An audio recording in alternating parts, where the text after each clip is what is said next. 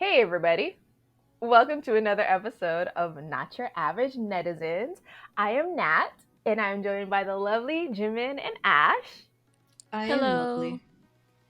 And we're here to talk about K pop, and it's 2024. So we're very excited to have made it another year on this rock hurtling through space. But we're also really excited to continue having really dope conversations about Asian entertainment. And so we're going to start as we normally do with what we're listening to. What are you guys listening to? So hear me out. Okay. I have a playlist that is like I've been building, Mm-hmm. and I've been listening to a lot of classic hits, 70s and 80s hits. So I got some Tina Turner in there, some Queen, some Blondie, Fleetwood Mac. There's this group called the Daughters of Eve that have a really good song. Nancy Sinatra, Belinda Carlisle. Ooh, baby, do you know what that's worth? I have Patsy Cline, so I'm just Ah, really. Patsy. Do you know Patsy Cline?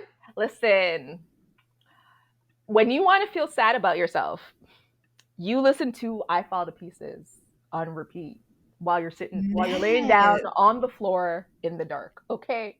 It's like crying in your car listening to Jolene. There's just certain songs that just take you places. Okay. You learn something new about Nat every single day because, to be honest with you all, I did not know that Nat would even know any of these songs or any of these artists I was referring to, even Oh, Tina yeah, Turner. everybody. What? Nat is, yeah, because Nat, listen, let me We tell don't you need another something. hero. Okay, here's the thing. I obviously, I'm known for K-pop on the internet, but my preferred music in terms of like what I generally tend to listen to every day is like R&B, pop, and like 60s and 70s music, like Boston. I love like Nights in White, Shadow from Paler Shade of White, things like that. Like I listen to a lot of things. I listen to a Well, lot of different types of music. you have to send me like a good like 60s, 70s dance music playlist because 70s I didn't have as much luck with. 80s I had a lot of luck. And then going a little further back, I've had more luck. And it's something very soothing about that oh, do you know Bang Bang by Nancy Sinatra? I know the song. I'm not like a huge fan that much. I don't Okay, listen to a lot of fair. Nancy Sinatra. That's I very don't fair. listen to a lot of like Sinatra in general, to be honest. I I do thought that prefer. Hmm? Sorry. no, go ahead, go ahead.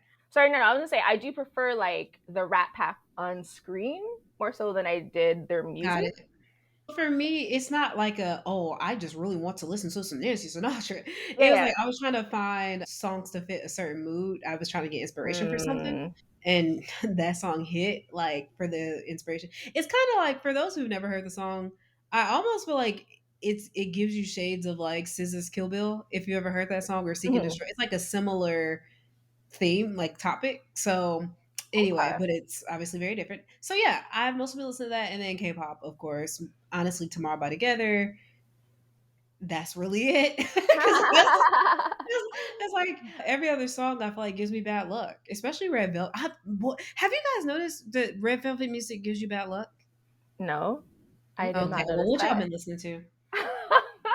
I do want to correct myself. It's actually a whiter shade of pale. I don't know why I said a paler shade of white. I feel like I was like on a spotlight at this moment at the time when I was saying those songs. I'm like, Honestly, but hey, that makes sense though. Like the yeah, order yeah, you said it in yeah, makes way more sense. yeah, yeah. So, but yeah, I do get into these moods sometimes where I kind of want to listen to just like I think Apple Music has really enabled that because they do give really good options. So like if I do pull up like Simon and Garfunkel, then I know I'm gonna listen to like the Birds as well and like the Moody Blues and like some of these groups and like if I listen to 80s, I do think personally 80s is like the best decade of music. I'm sorry guys, that's just my opinion on it, whatever. But But that's kind of just facts though. Like exactly. if you think about it overall, every genre of music was good, like had really good moments in the 80s. Like you can't really say that about like Like, for example, 2000s country is terrible for the most part. But like, you know what I mean? But like 80s country's not so bad. Like every genre of music had highlights in the Right. 80s, but not in every other decade. So I agree with you. No, I agree. So like I do get into this mood. So like I have been listening to more so like a lot of like I guess they're called more like white eye like blue eyed soul or whatever. It's like Man Eater, George Michael for sure. I've been listening to some Wham as well. David Bowie and his Ziggy Stardust era, which I guess technically is like the 70s, not so much the 80s, but whatever. And I also have been listening to K-pop, but it's more so just old stuff. So like if you guys listen to our best of our Nyan awards for 2023, you know, I wasn't joking when I said that I still listen to the songs that were on my list from like 2022. So like I've listened to like Dilemma by A Pink. I've listened to actually to a lot of A Pink and some old Taeyeon, some old and new Jess because Jessica came back as well too. And then just like Tony Braxton, Girls Aloud. I've been listening to a lot of Girls Aloud. They're on tour, which is very exciting. I did think about buying a ticket and going to London to see them, but it's not in the budget this year, unfortunately. So if you guys want to crowdsource a ticket for me to go to London, that'd be great. But yeah, I've been listening to like Girls Aloud, Lil Mix, The Saturdays. Those are like my go-to for Britpop kind of stuff. And then just like I like moody music. So like what's that guy who sings Take Me to Church? Hosier. Like I like moody, sort of depressing music sometimes. but That was such a terrible era of the internet, though. I know, but When I that song came love out. oh, I mean, Take Me to Church was like, yeah. And I feel like they played it a lot of places because it was popular and not because it fit. Because if you like listen to the lyrics of that song, you're like, why is he performing it at the Victoria's Secret? You know, like when they used to have those like shows, you know, like why is he performing this song? Take Me to Church, like, are you listening to the lyrics? And it's not even a fast song. But but yeah, I've been listening to like a lot of like more lyrical, moody music. So Mumford and Sons, Taylor Swift. I love Cardigan. I will always love Cardigan. I don't care what anyone says about it. And like Scott and Sam Smith and the Veronicas and Feist and Kelly Clarkson. So I've been all over the map. I'll be very honest. Okay, guys, just all over the place. But I've really been getting back into music because I feel like I was not listening to music as much as I used to, and that's really hard for you to discover new music as well. So I've been trying to like plug in to what's popular a little bit more. It's not working because I generally don't like most of the modern music, but it does mean that I've been listening to a lot of older stuff again and discovering older music. So yeah, that's me, as convoluted as all that sounds. Actually, the song I'm listening to the most recently is Young Hearts Run Free by Candy Station. Sorry, Staten. And that song is so fun. I'm pretty sure it's a song everybody knows. You just don't know that you know it because it's one of those like disco esque songs. Everybody hurts sometimes. No, it's Young Hearts Run Free. Da, da, da, No. da. Yeah, I You've ne- definitely They don't you play know that. that in gay clubs a lot. yeah, I'm not surprised. But yeah, it's Okay, really thank you, Ash. because it's a really popular like disco s song. So like yeah, that makes sense. I, Okay, Ash. I haven't really been in a music mood lately. Like I don't know, I've just been doing other things with my time other than like listening to music. But I've been listening to like a little bit of just like same stuff that I usually listen to, which is like show tunes and like I listen to YouTube music, so it has the same thing like Spotify and the other music platforms have where it like has a look back on your year and like shows you like the songs and stuff you listen to and what was your most listened to artist and stuff. So like I would go back through that a little bit. But by the time this comes out, this the article will probably be out, but I am going to be speaking with Black Swan soon, so I've been listening to their two recent songs recently, Karma and Cat and Mouse. And Cat and Mouse is a low key, like, underappreciated song. I actually like it quite a bit. I feel like it didn't make a lot of like waves when it came out, like unlike Karma, but I actually like that song more. So, yeah, if you are looking for any more K-pop songs to add to your list, try Cat and Mouse. It's not bad. Okay. I did hear about it. It was quite popular on like the internet, but I think more like international fans. And also I follow a lot of black K-pop fans who support Fatu and Mhm. hence support Black Swan. I can't remember if I listened to it though. Interesting. Fit like Cinderella, like a peony. All right, so let us get into our poll, and I'm gonna let Jimin take it. Why you always let me do the poll? Okay, so there's been a lot of controversy about this topic on the internet lately, and the topic that I'm talking about is the whole who is the it boy or the it girl of X generation. And here lately there's been a lot of conversation because for some reason, well, first I thought that it had been settled that the fourth gen it boy was Yeonjun from TXT, but apparently a lot of people don't agree with that. I don't know why, but whatever. Bad taste is bad taste. So I decided, with all this controversy of who's the fourth gen it boy, a more interesting question to me is who's the third gen it boy? Because if you think about it, even though third gen has really big groups like BTS, 17, EXO, the other ones, it's not very clear that any one member is one bigger than their group and two like the most influential, like the guy that we look to be like, oh, what is he gonna do next? Like, he's so cool and he's handsome and he's problematic relatively, because like several people on this list are very problematic. But we digress. So I just want to, actually, the problematic thing is definitely not a requirement to be a hit boy, because if G Dragon can be an hit boy, anybody can. Right. So with that being said, we wanted to know who the listeners think the third gen it boy is. And now you can write in something like, replying to the tweet or something like that, or just like, mention adding us on Twitter. But we did give you options based on extensive research. We did very thorough research We on this. actually did, guys. We got our scholar caps on and we went hunting on the internet to see, who people sort of thought were the it boys of the generation or it girls of the generation, just to see if it kind of matched what we thought. And for the most part, it did. But there were some surprises on these lists, guys. And honestly, one of the people on the list was highly contested. And hella self indulgent, but we Yes. move. But yeah, so we put the work in because we didn't want to just, we're not like these Twitter pages and whatever who just be putting things out for reactions. We actually want to know. Like we're very interested in this, guys. Yes, So we very much want to know. So we're going to give you the options now. yes. No more toying with your expectations.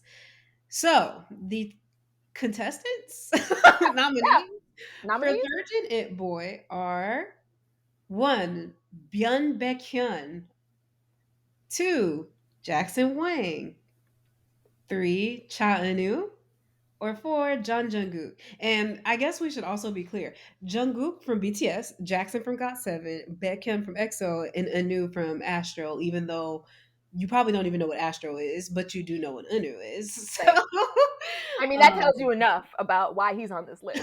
about why he's on the list. Exactly. No disrespect to Astro. I actually like some of Astro's music. It's I just, do. Blue Flame it is is very, very clear to me that there are Child Inu fans and then there are Astro fans. like it's a very different thing. So who do you all think? I'm gonna go ahead and give my answer. It's probably super controversial to say this. I think that if you consider global, like overall, not global as in international, but global as in like in every aspect, this person is probably the most like covered, and people are like seeking his approval and his attention. This is so controversial. I think Jackson Wang is probably the third gen it boy. I was not expecting that because okay, viewers, when I mentioned Jackson Wang to be on this list and I gave reasons for him to be on this list, Jim was like, "Oh well, I don't know." So I'm really interested now because Jungkook was the reason we put this. You decided to do this poll, so like it's kind of interesting to see the switch to Jackson. Okay, Yes. okay. think okay, so I'm gonna justify this because when I think of It Boy, it's Mhm. not just are you popular, right? Like obviously that's a component, but it's also are you influential? It's do the girlies want to be like you? It's what impact have you left? And if you look at Jackson, Jackson really kind of has set like paved out like a way, if that makes sense, for certain things. First, I feel like he was doing acrobatics in K-pop when it wasn't really considered cool to do it and made it look cool. So that's one thing he added. He also, we didn't call him Chinese DMX for no reason.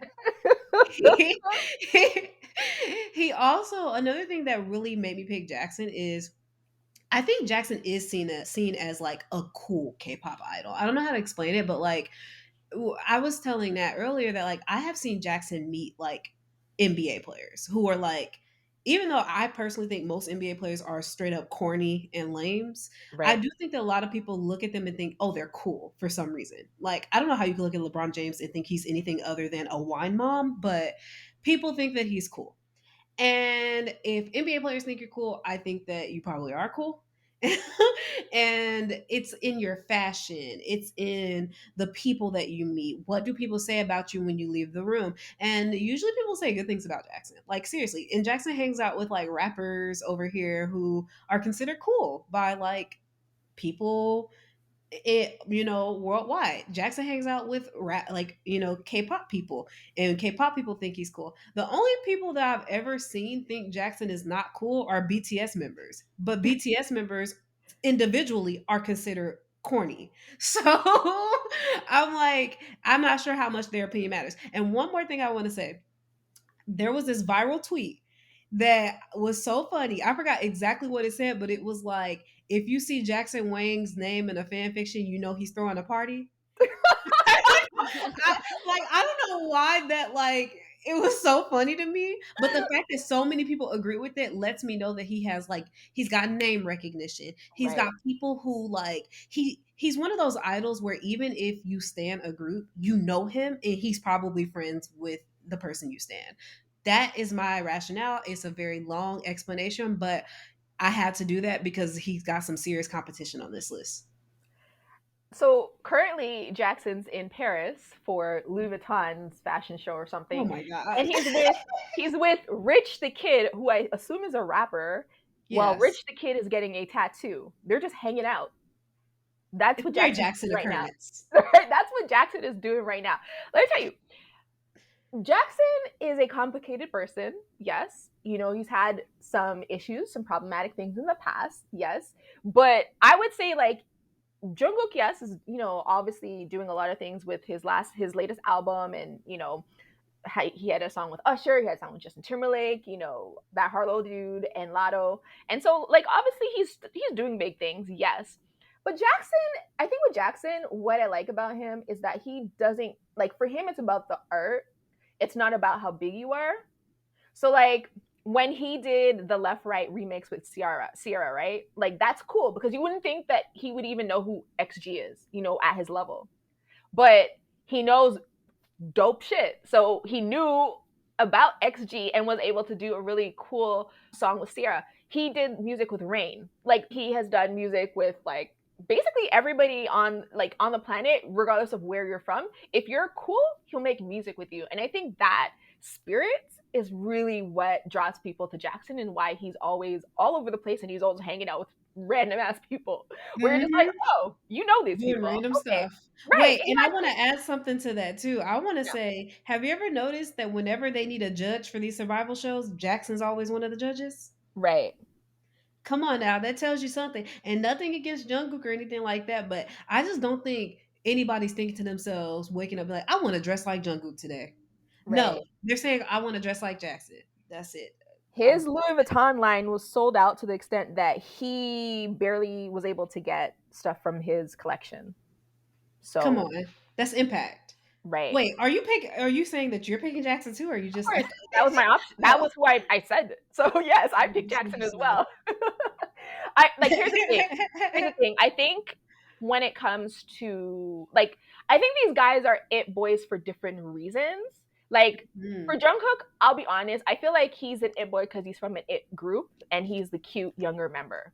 Like I think that's Yes. really what his thing is. With Baekhyun, Baekhyun's seen like as an idol, but also a real artist. So people feel like I think a lot of Koreans specifically feel comfortable with being into his music because if they can reject the idol life, they like Baekhyun transcends that. It's like Taeyeon with Girls' Generation, right? Like there's certain people who are in idol groups, but they're considered quote unquote artists, and Zico, right? So Hmm. people feel more comfortable. So I think Baekhyun in his own right is also an it boy and is very popular and is very comparable to everybody on this list. Cha Eun-woo, we know he's hot.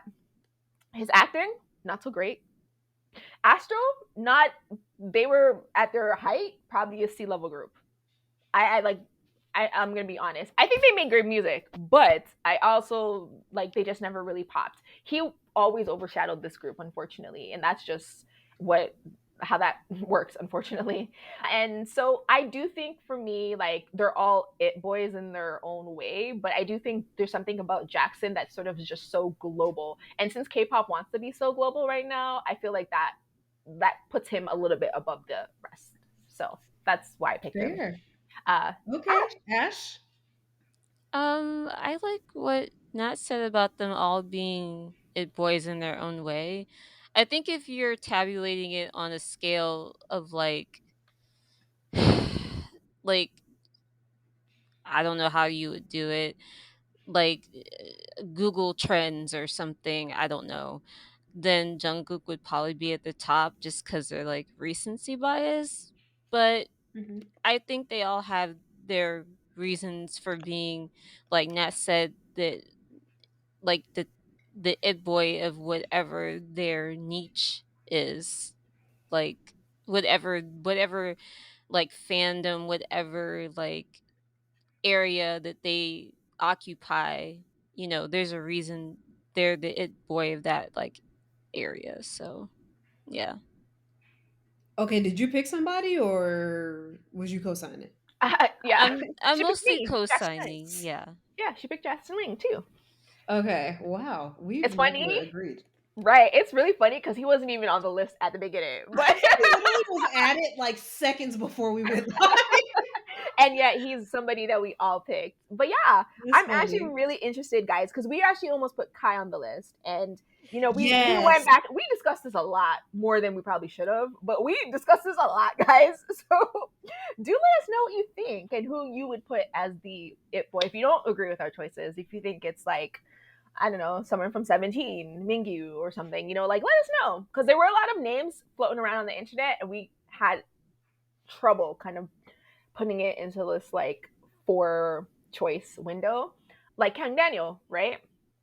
Yes, Yeah, so because I feel like I still feel like maybe Con Daniel or King Daniel should have been on there, but right. but anyway, okay, fun. I love this. Now Yeah. I guess it's time to talk about future it boys and girls.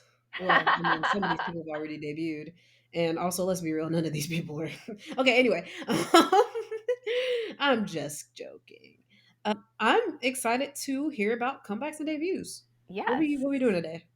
So we are going to just listen to some of the comebacks that just came out.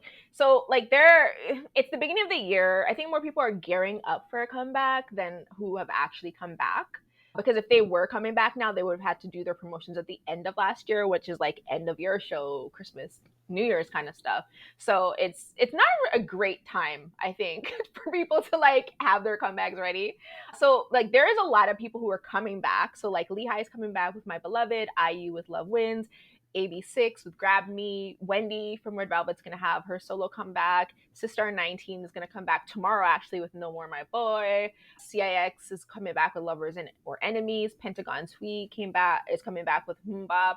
Which I'm just looking at it, I'm Okay, like, wait, like Mbop from I'm about to say that's I'm pretty sure illegal, but well, it's Mbop. yeah, we're definitely gonna be able to tell the difference. So, I mean, Hanson, I don't know if Hanson's still touring. Maybe they need the money. Maybe they're going to come after Pentagon Tweet. We'll see. I used to have the biggest crush on Hanson when I was little.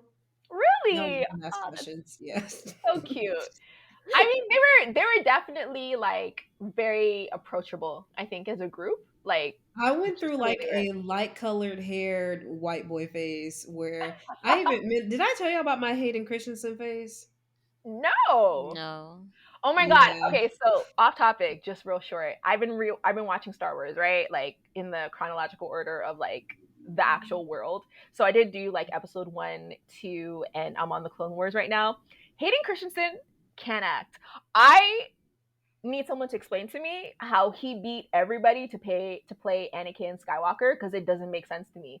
He is an awful actor. Like good looking, maybe that's what won people over, but Definitely. awful, Because awful actor. I've actually seen him in some Tubi originals, and even like 20, 30 years later, it's so funny to me because he's gotten better. But Yeah, like part of me wonders if like he was okay, but like he just, the whole joke about like George Lucas is a terrible screenwriter because notoriously and famously Natalie Portman also was like terrible in Star Wars. right, Even though we know pretty much. she's a good actress. So like Right. everybody's saying that like George Lucas just makes you a People worse actor. awful. But that being said, it was a Tubi original, so I don't know if Hayden Christensen actually is a good actor, if he was just dealing with a bad script. Like I don't know what's going on, but I With will agree with you that in Star Wars, yeah, that was not a good experience. you just mentioning Tubi originals makes me think of that Cat Williams interview with Ken and Sharp, and when he's like, "You can't find his specials on Tubi because everything is on Tubi." Oh my god! I watched that whole interview and I laughed so hard. Oh my Cat god, Williams is straight up unhinged. he's Like so they need to funny. lock that man away. Oh, okay. Focus. Okay. So, yes, we are going to go through some of the comebacks that have happened. There's not a lot. Yeah. As I said, it's a bit light on the ground today, guys. I'm actually really excited though to hear. Obviously, I like Only One of. I think I might have a bias in SF9, but we'll get to that. Then also, y'all know I've always rooted for NMIXX. I said a long time ago that they were the most talented fourth gen girl group, but we'll see what Dash is. Wait, Yeah, I'm excited to get into it. So I yeah, guess we can start where? with Cheyenne with Good Morning, whoever Cheyenne is. So, Yena was a member of Eyes One, and she's been a soloist basically this whole time because she didn't have a group to go to. And yeah, her music for me has been hit or miss. Okay.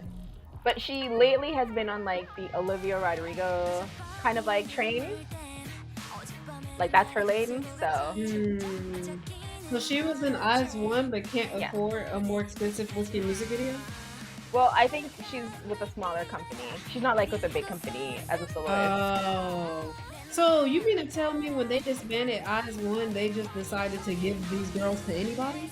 Yeah, basically whoever wanted to sign them is where they went. Some of them they did have companies.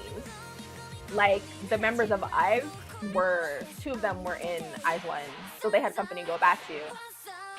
But yeah, if you didn't, then you could kind of sign with anybody. You know what's okay interesting about this song? But She's dressed like she wants to be doing an anime OST. But the song yeah. sounds like a Disney Channel original a little bit. It also sounds anime-ish too, like the song. That's true, but I do think it needs to be a little more edgy to be. Yeah, it definitely needs to be more rocky and less poppy. Yeah. That's why I said, like, I feel like this is, you could easily imagine this in Camp Rock, you know? Right. You probably don't, what Hannah Rock's in Camp Montana. Rock to y'all? Y'all are like 1,000 years old. Hannah Montana. I mean, I've never watched an episode of Camp Rock, but I mean, I did watch things on the Disney Camp Rock is Channel. definitely a movie. Oh, see, there you go. There you go. Yeah, I Hannah did Montana. Wait, so see what their was song. the equivalent when you guys are coming up to like a Disney Channel original? Kids Bop?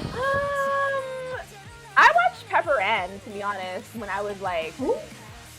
yeah, younger. I'm trying to think of Okay. who else. The things that I watched were like Pepper Ann, and I watched the Weekenders. I really like the Weekenders. tween live action shows? Like, Yeah, well, Raven. I think when I was in high school, Raven was on the air, so that would have I been, watched oh, a I lot of guess. that's Nickelodeon tween stuff until I got wow. into like high school or preteen, and then I was like totally all about MTV. I watched WB. I'm gonna be very honest. From like I was like from the era of Felicity, and I was too young to be watching Felicity, but I was watching Felicity. I watched Buffy. I didn't actually watch One Tree Hill when it aired until like the 6th season, but I did watch like Popular, Boys and Girls, and Angel, and like that kind of era of WB. I So feel like that's all what I the watched. things you're naming, Yeah. Matt, is I feel like that's kind of like making me feel like if you were born before like the 90s, you really never were a tween. Like I think that only people born in the 90s had a tween Mhm. era where you're like 13 and you're not quite old enough to like really watch One Tree Hill, but you're not so young that you're like watching Pepper Ann or whatever. You know what I mean? I guess, yeah. I mean, also I watched a lot of anime, like on YTV too. Oh, So you're I like, a real weeb because anime was yeah. hard to get back then. Well, YTV was like really good about it. Like they aired like Sailor Moon and Dragon Ball like in the early 90s, I guess, when it was not really a popular Wow. thing. And like I watched Gundam Wing, I watched Escaflowne on there, I watched the other Gundams as well. The only thing that I think I don't know if it was actually on there, but like Naruto and that stuff, I don't know if it was actually on there. But like which Hunter Robin, like there's a lot of shows on there that like are not like very well known anime, but they aired on YTV. Just like the stuff from the WB aired on YTV because we didn't really have the WB, I guess, as a channel back in Mhm. the day. Mhm. Honestly, before I was 12, we didn't have like BT and stuff like that. Like, so I was like Yeah, a So much you music would have girl. been 12. like Disney Yeah, Channel was like a special thing you had to like pay extra for, so I right. It was like didn't get cable, that till cable, not yeah. just regular Oh, cable. wow. I Yeah, mean, interesting. Okay. Well, that was an interesting detour into like growing up in the 90s versus growing up in the 2000s. I feel like growing up in 2000s, I definitely had a lot of age appropriate stuff. So, yeah. that being said though, let's get into NMIXX's Dash. Oh, I guess we did not like Well, we Yena's. talked through it, so, Right, you know. right.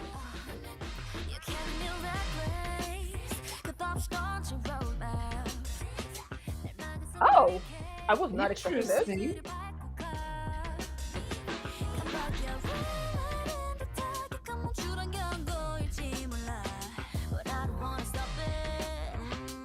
Are they the FX of this generation?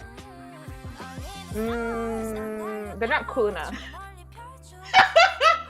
No, FX had this like unnatural canniness of being cool, regardless of what they did and what their concepts were.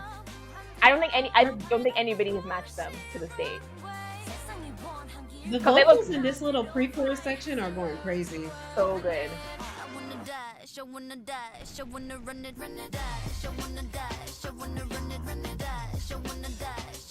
Maybe NMIXX is actually the GOT7 Oh, of absolutely. this generation because I feel like they all are like it's so clear they're talented, but I feel like they're suffering from the JYP like production problem where like they They have don't know. hits, but not every single song is a hit.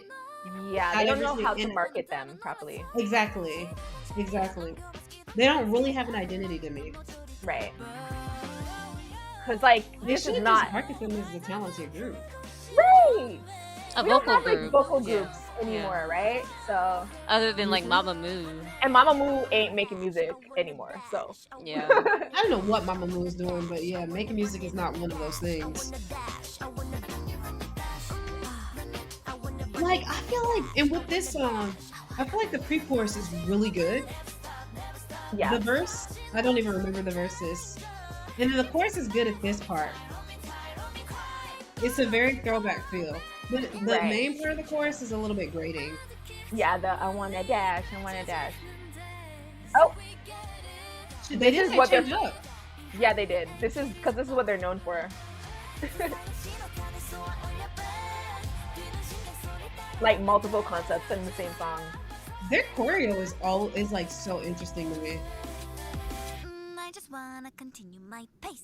Dash.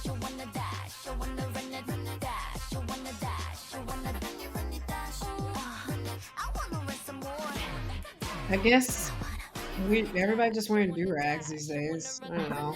I mean, they need to keep their hair down. Okay. Very, very slick, straight They hair down. they need to do a proper live of this showing like the harmonies. I think if they do that, I think they're gonna get a lot more people on their side. Because the song What's is that actually one not bad. thing called? What's that show that the idols go on where they sing their songs like? It's live. No. Studio Tune? Or No, Studio It Tune starts is more with of a a D. performance. Dingy? Dingo? Dingo?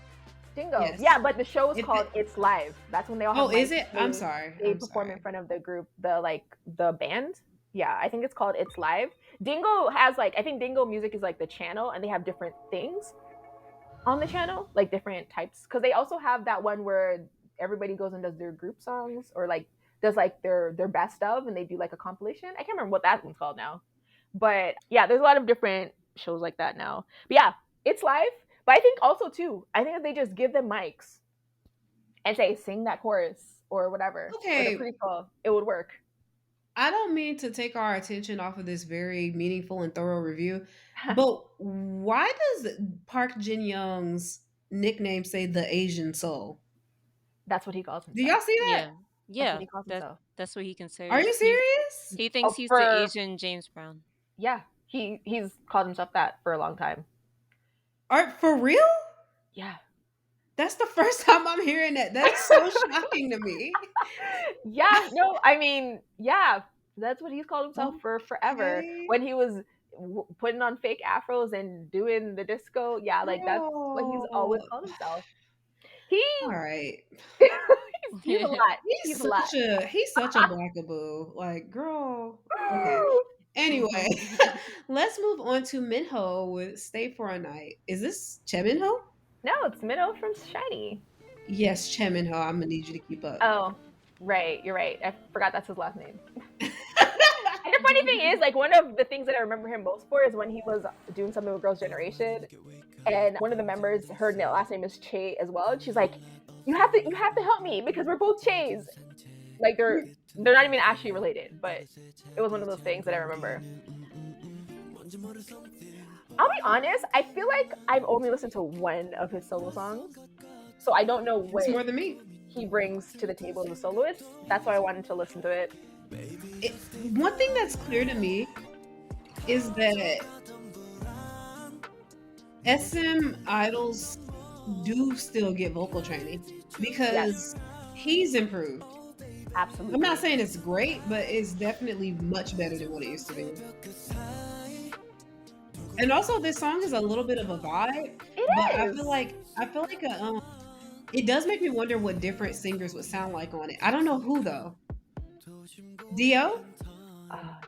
So Dio Baekhyun. Oh, Baekhyun. No, but Dio also said that I don't know if he said it, but I saw someone say on the internet that he said his next comeback is going to be an R&B one. I don't know. We'll see. Listen. I will be the first person in line for the tickets to the concert, honey.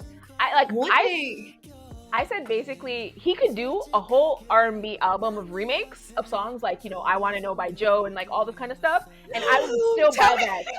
I would actually buy that first in line. I was thinking Dio and Jaehyun should form their own TGT. Yes. It should just like I feel like they have the voices. You know what kind of voice I'm talking about. Right, to like right. really do like R&B covers. Or LSG. Really good. My body all over your body, babe. Like I don't know if Dio ready for that kind of nastiness. But yeah, him and Jaehyun have those kind of voices that really would go crazy on that kind of music. Right. So here's the thing, guys. Even though we're talking, like, the song is actually not bad. It's good. I think it's chill. It's very chill, easy listening, and it literally. I have no critiques really because I think the song moves in a logical way. I don't think Minho sounds bad. No. The song is also cool. Like the topic is really a good topic. Yeah, and the MV is kind of like they put budget in it, but not like it's not like a title track. So I mean, I can respect that because he's put his time in at SME.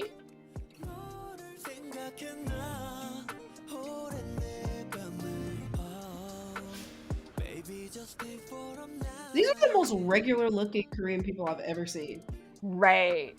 Like in a Like, music video. Like, right. Like they found them literally off the street. like, yeah.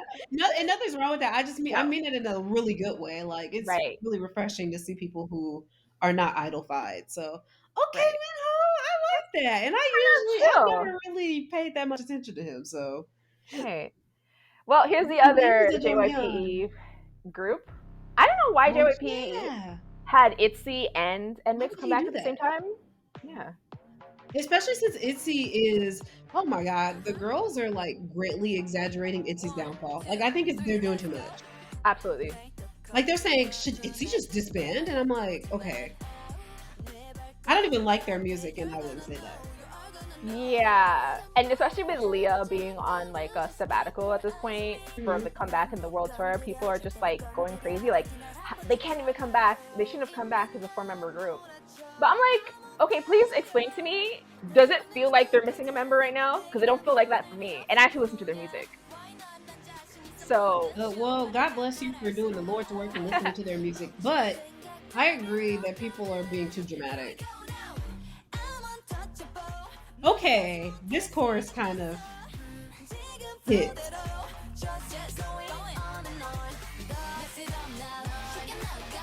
This is such a second gen chorus. I like it.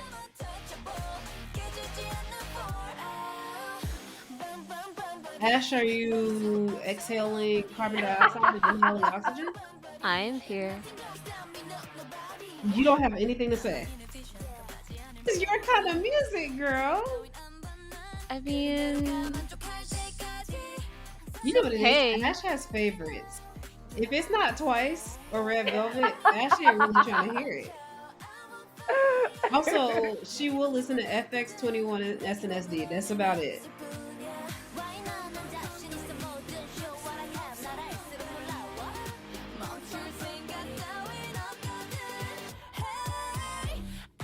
That pre-chorus was cool, good too. pretty good. Yeah.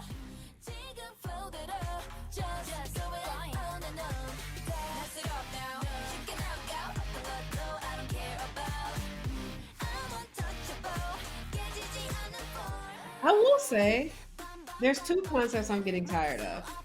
Okay. For boy groups, I'm getting tired of the youth concept. Y'all are 72 years old. There's no reason for you to still be talking about wanting to be a rebellious youth. For Right. girls, I am so tired of the women empowerment thing. Like, girl, Destiny Child did it already, and they did it perfectly. I do not Also- need to hear what. Oh, sorry. No, I was gonna say also. Shoot, Miss A did. They have their own song called "Independent Women," or no. So they have a song called "I Don't Need a Man," and you know, I feel like they did enough for Korea at that point. Like that song was perfect. They did enough for Korea. Yeah, with "I Don't Need a Man," they did their feminist empowerment thing, and it's better than what most of these other groups have been doing. So. Do you think a K-pop girl group would ever do like a SZA concept, like a toxic femininity? Like, Absolutely not. I need a man. Yeah, it would be more like I need a man than I don't need a man. Yeah. Oh my goodness! Sorry, I mean, for talking through Untouchable. Irene got like crapped on for walking around with a feminist book. Not even like she was reading it in public. She just had the book in her head. She could have been holding it for somebody, and she got hated for like on by netizens. So I feel like there's no way that these girls would do like he got it coming kind of envy. No. I really want to see a K-pop girl group do a concept where it's like, listen, I hate being independent. I want a man, okay? I want to be codependent. Like I don't know why that would be so funny to me. I think it's because it would be like the exact opposite of like what all the groups are doing now. That's probably would be the only reason why I would like it, but or like laughing at it. But anyway, I don't know why. That was such a random thought, but I'm just like, somebody needs to just do a SZA concept. So we can move out of this. Who do you think would be able to do that though, right? Like there's nobody I can think that can pull off the age, like the maturity required for it. But like there are people that I feel like can pull off the general. I don't know. I have to think about it. Let me think about it, and I'll come back to it. So I this actually haven't heard this is, song, so yeah, OnlyOneOf with dopamine. They're like, ooh, we worked out, so you guys are gonna see it. I I know. respect that. I respect that. They're like the only group that's like constantly naked these days. His weave looks great. It looks like they combed It's it. because they blended it with his real hair. And they combed it. Because a lot of times Mhm. they don't look like they be combing the weave.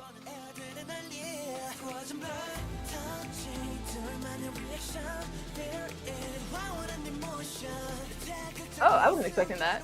That was such a. No, not the Calvin Klein. Oh no. That shot was so unnecessary. Oh, I thought. You know what I was gonna say when you said that? I don't know why, but my brain was like, "Are you racist against Calvin Klein?" And I was like, "That don't make no sense." Like these shots are so unnecessary. They're literally so unnecessary.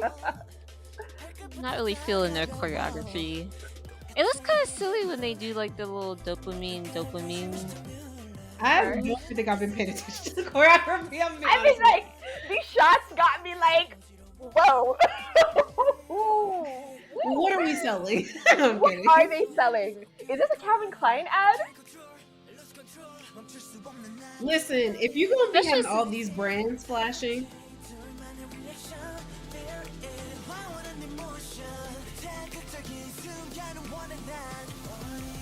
there's so many breasts out that I'm like, okay. What I happened think to the little too- storylines they used to do? Well, that was like, I guess, the last album concept, right? Now they're trying to maybe do like a more traditional sense. Probably. I don't know. Yeah. I just, it's kind of interesting for me, like the fact that they're like so like, I'm gonna show you my chest and pose and shit. Is that I'm used to that more so from groups that have like more beast concepts. And like there are a couple of guys here who look like they do have like workout with weights and stuff, but they're giving more twink than anything. So that's why I guess it's really interesting. Okay. Because I'm used to like 2 p.m. You know what I mean? Monster Okay. X. Mhm. I think And that's they- a Korea thing too, though. Like, I feel like It's true. in Korea, you're not allowed to have your shirt off as a man unless you literally look like Haechan. You know what I mean? Like, there's no. In between, right? Yeah. It's no, I literally get it. illegal. Okay. Okay, the song wasn't that bad actually, but I was just Yeah. so distracted. By They other were things. selling us so many like different brands. Like, I was like, Right, literally every other shot was like a glamour shot with like a brand in there. right. So this is B1A4, which is like an 1A4. old group, and this is their Yep. comeback with Rewind. I think maybe they all just came back from the military or something. I don't know. I haven't heard Do you of know this group in a long apparently they time. really do manufacture albums like this in Korea? Like K-pop albums? Really?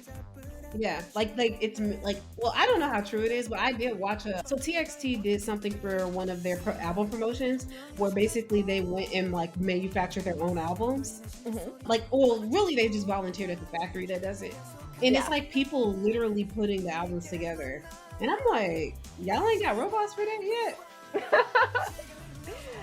Well, I hope not. We still need people to work. Like people need. Okay, jobs. that's a good point. Because in my brain, I'm like, most of these type of like quote unquote unskilled labor are Like, honestly mechanical automated. ties and stuff like that. Yeah. You know? Are they paying Teddy Riley for this? Because this New Jack Swing stuff that's going on here is a bit obvious. Okay, I don't think I really heard it yet, but I wasn't paying attention either. Yeah. It's heavy It's in the supposed to be chorus. Hermes? Yeah. Oh, okay. Aren't they supposed to be a vocal group, or am I tripping? No, they're more of a K-pop group. Oh, okay. I They love just- how you said that as if it's like contradictory with the word vocal. Well, I mean, it is. Vocal groups are very, specific subset of K-pop. Not every group even has a vocalist. Okay, even they- the dance moves are giving Bobby Brown. Right. But Okay, okay, so this group had a lot more members before. I just realized it's only 4 of these guys. Like, Oh, wait, what? really? Okay. Yeah, they had 5 members. Okay, I knew they were a bigger group. That's why I was Well, like that's not a kind of lot more confused. than that, but okay. I That's just know. one more. Well, I mean, I actually I didn't really know much about this group, so I thought they had more than that. I thought they were like a 7-member group or something like that, but it was a 5-member group, and now they have 3 members left because they lost. Jin Young was actually like a really popular member of this group, like as a songwriter and an actor. So interesting that they're continuing without him. I will say that they, in the last chorus, they had like this post rock effect. I really like that, but oh, I can't wait until these people stop wearing these type of suits. The drowning in it suit, yeah. Mm-hmm. So is one of the members in the military then? I think they might have just come back from the military. That's why this is their comeback. Okay, I'm asking because there's only 3 people here. You said there were 4 in the group. No, there's 5 originally, but they left. 2 members left. I thought one Yeah. member left. Okay. No, they lost 2 members, so this is like their official comeback as a 3-member group. Okay, that was Rewind. Kind of generic, Wow. not gonna lie. Now we have SF9 with Bibora. Bibora. I wonder if it's like Pipora, like you know, P like rain and then Bora. Mm. I don't know what Bora would be. There's many different things that could be, depending on if it's supposed to be a verb. Well, let's see what Right. they say, what they do in the chorus. Oh yeah, that's true. Okay, wait. I also need to show y'all the father of my friend's children. Song's actually not bad.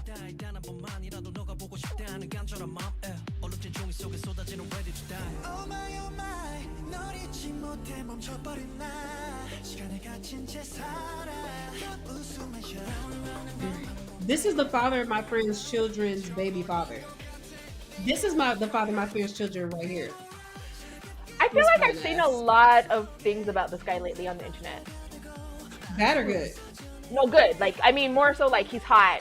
You know, I want to do all these sorts of things to him, kind of thing. He literally like okay. I'm not saying this like he's very hot, but he's so distinctive to me because he straight up just doesn't look Korean to me. Like he looks, he kind of reminds me of Zayn. Like and Zayn is like half white, half Pakistani. Right. Oh, I can see what you mean. Especially with Yeah. that hair. Mm-hmm. And also when he's not in hella BB creamed up, like you can see his natural skin tone. He's like several shades darker than the rest of them. He is so hot. But unfortunately, I think he already has a baby daddy, so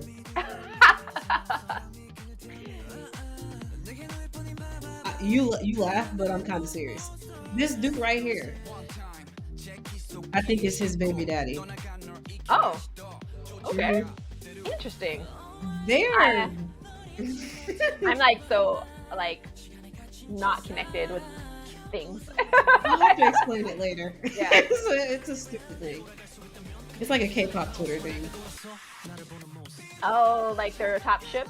They're like I don't know if they're a top ship or if they just are very. They just do things that I'm like, okay, girl.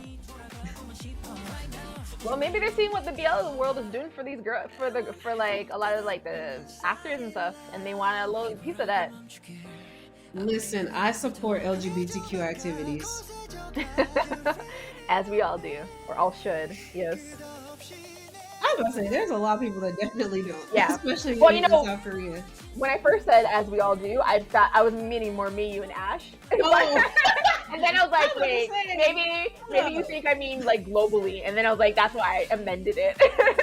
Yeah, I was like, K-pop stars are very homophobic, but yes, you're right. Right.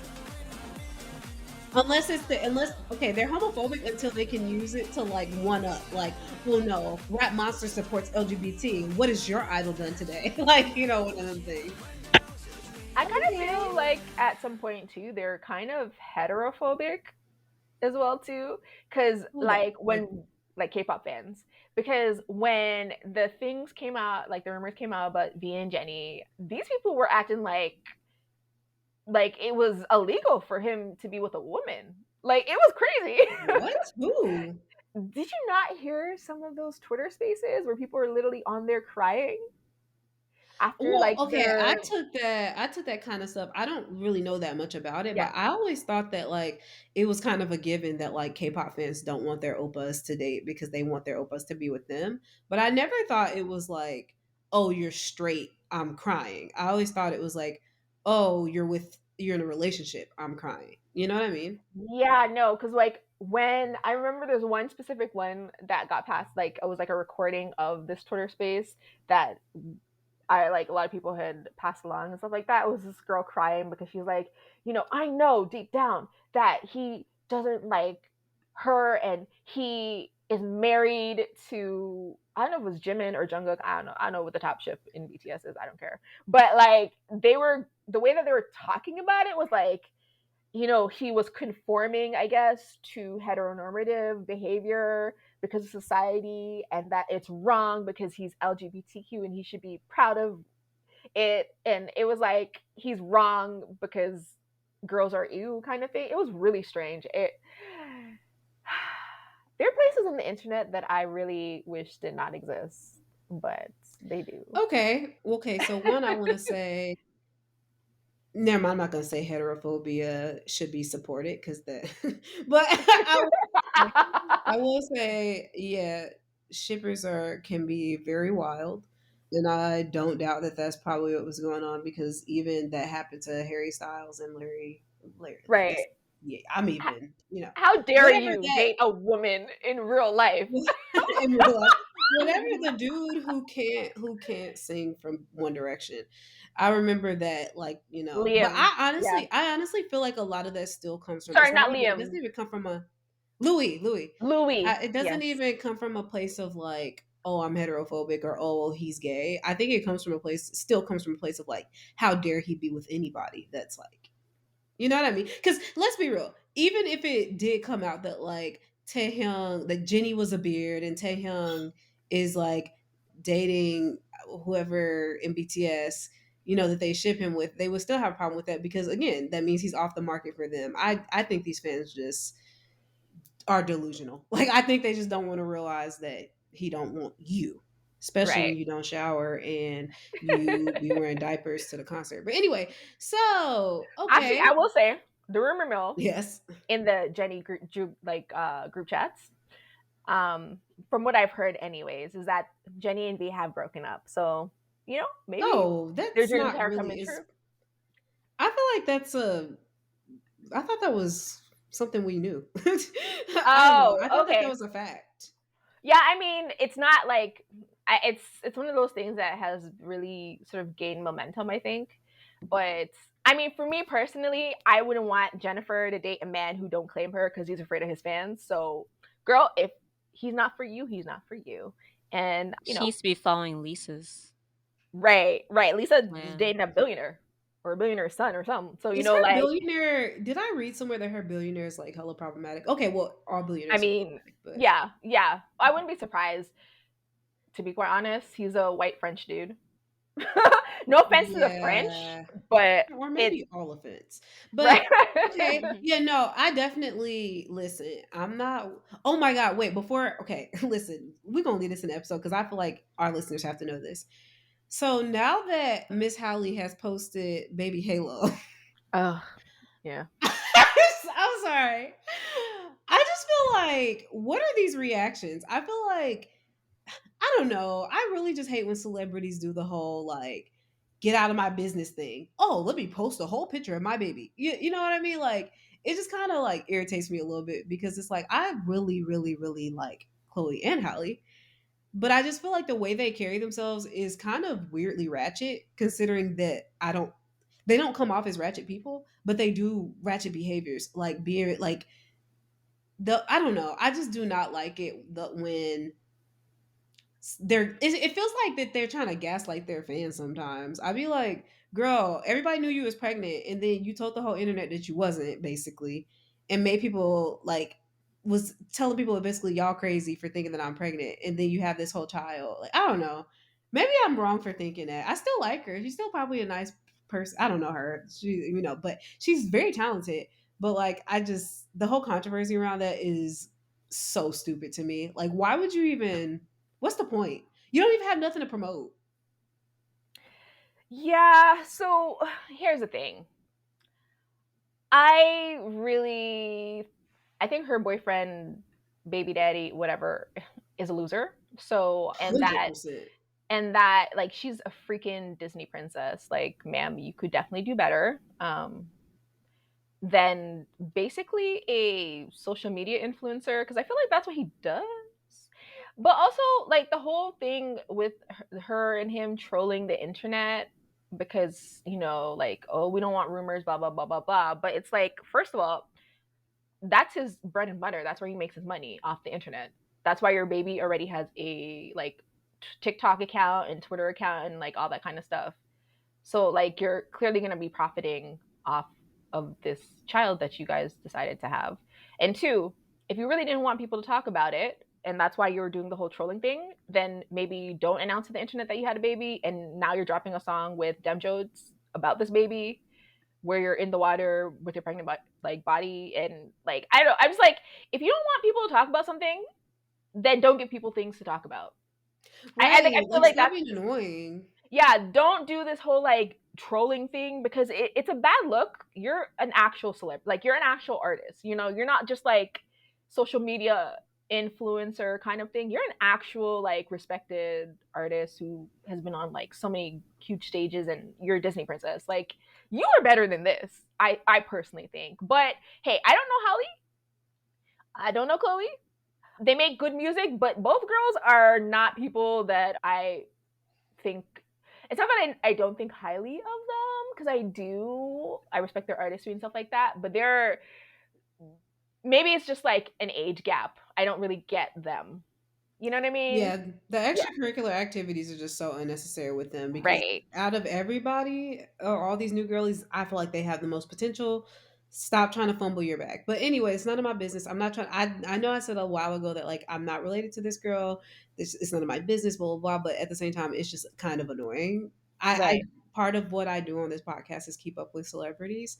So having to keep up with that is very annoying. But with that being said, we are going from a definite loser to a trash bag of a human being. Worse than that, a dumpster. So tell us what's going on with Choi Jong-hoon. Oh yeah, we're getting to the topics. We're in the topics, guys. Ash, do you wanna? Oh, sure. I feel like this is the only way No. to get Ash to say stuff. Okay, Ash, Yeah. introduce the topics. Okay, so first up we have Choi Jong-hoon. For those of you who don't remember, he is a convicted rapist. And he was recently, well, he was released from prison over 2 years ago. And now he's trying to make his way back into the world of entertainment. He's opened an account on this Japanese community platform called Fanicon, where fans can, I guess, talk with their favorite celebs for 5,000 won. And in an introductory statement, he told fans that he was thankful for them and that he wants to create a bright future with them.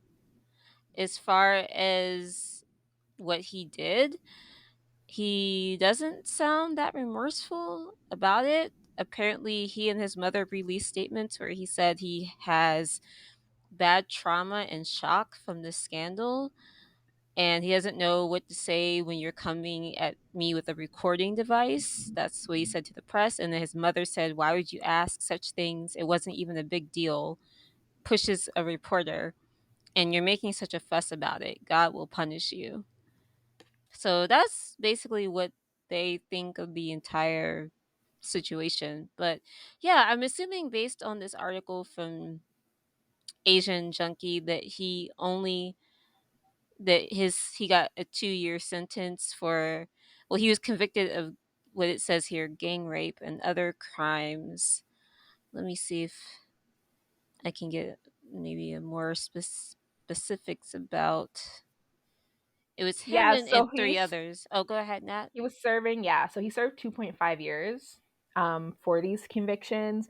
He was all connected to the Burning Sun stuff too, right? Like it was like a Oh, okay. whole like big thing. Him and Jung Jun Young also awful, and they actually did get their sentences reduced, I think, as well too. So it's yeah, they're definitely a part of the whole like mocha camera thing, like the golden phone kind of stuff that was going around at that time.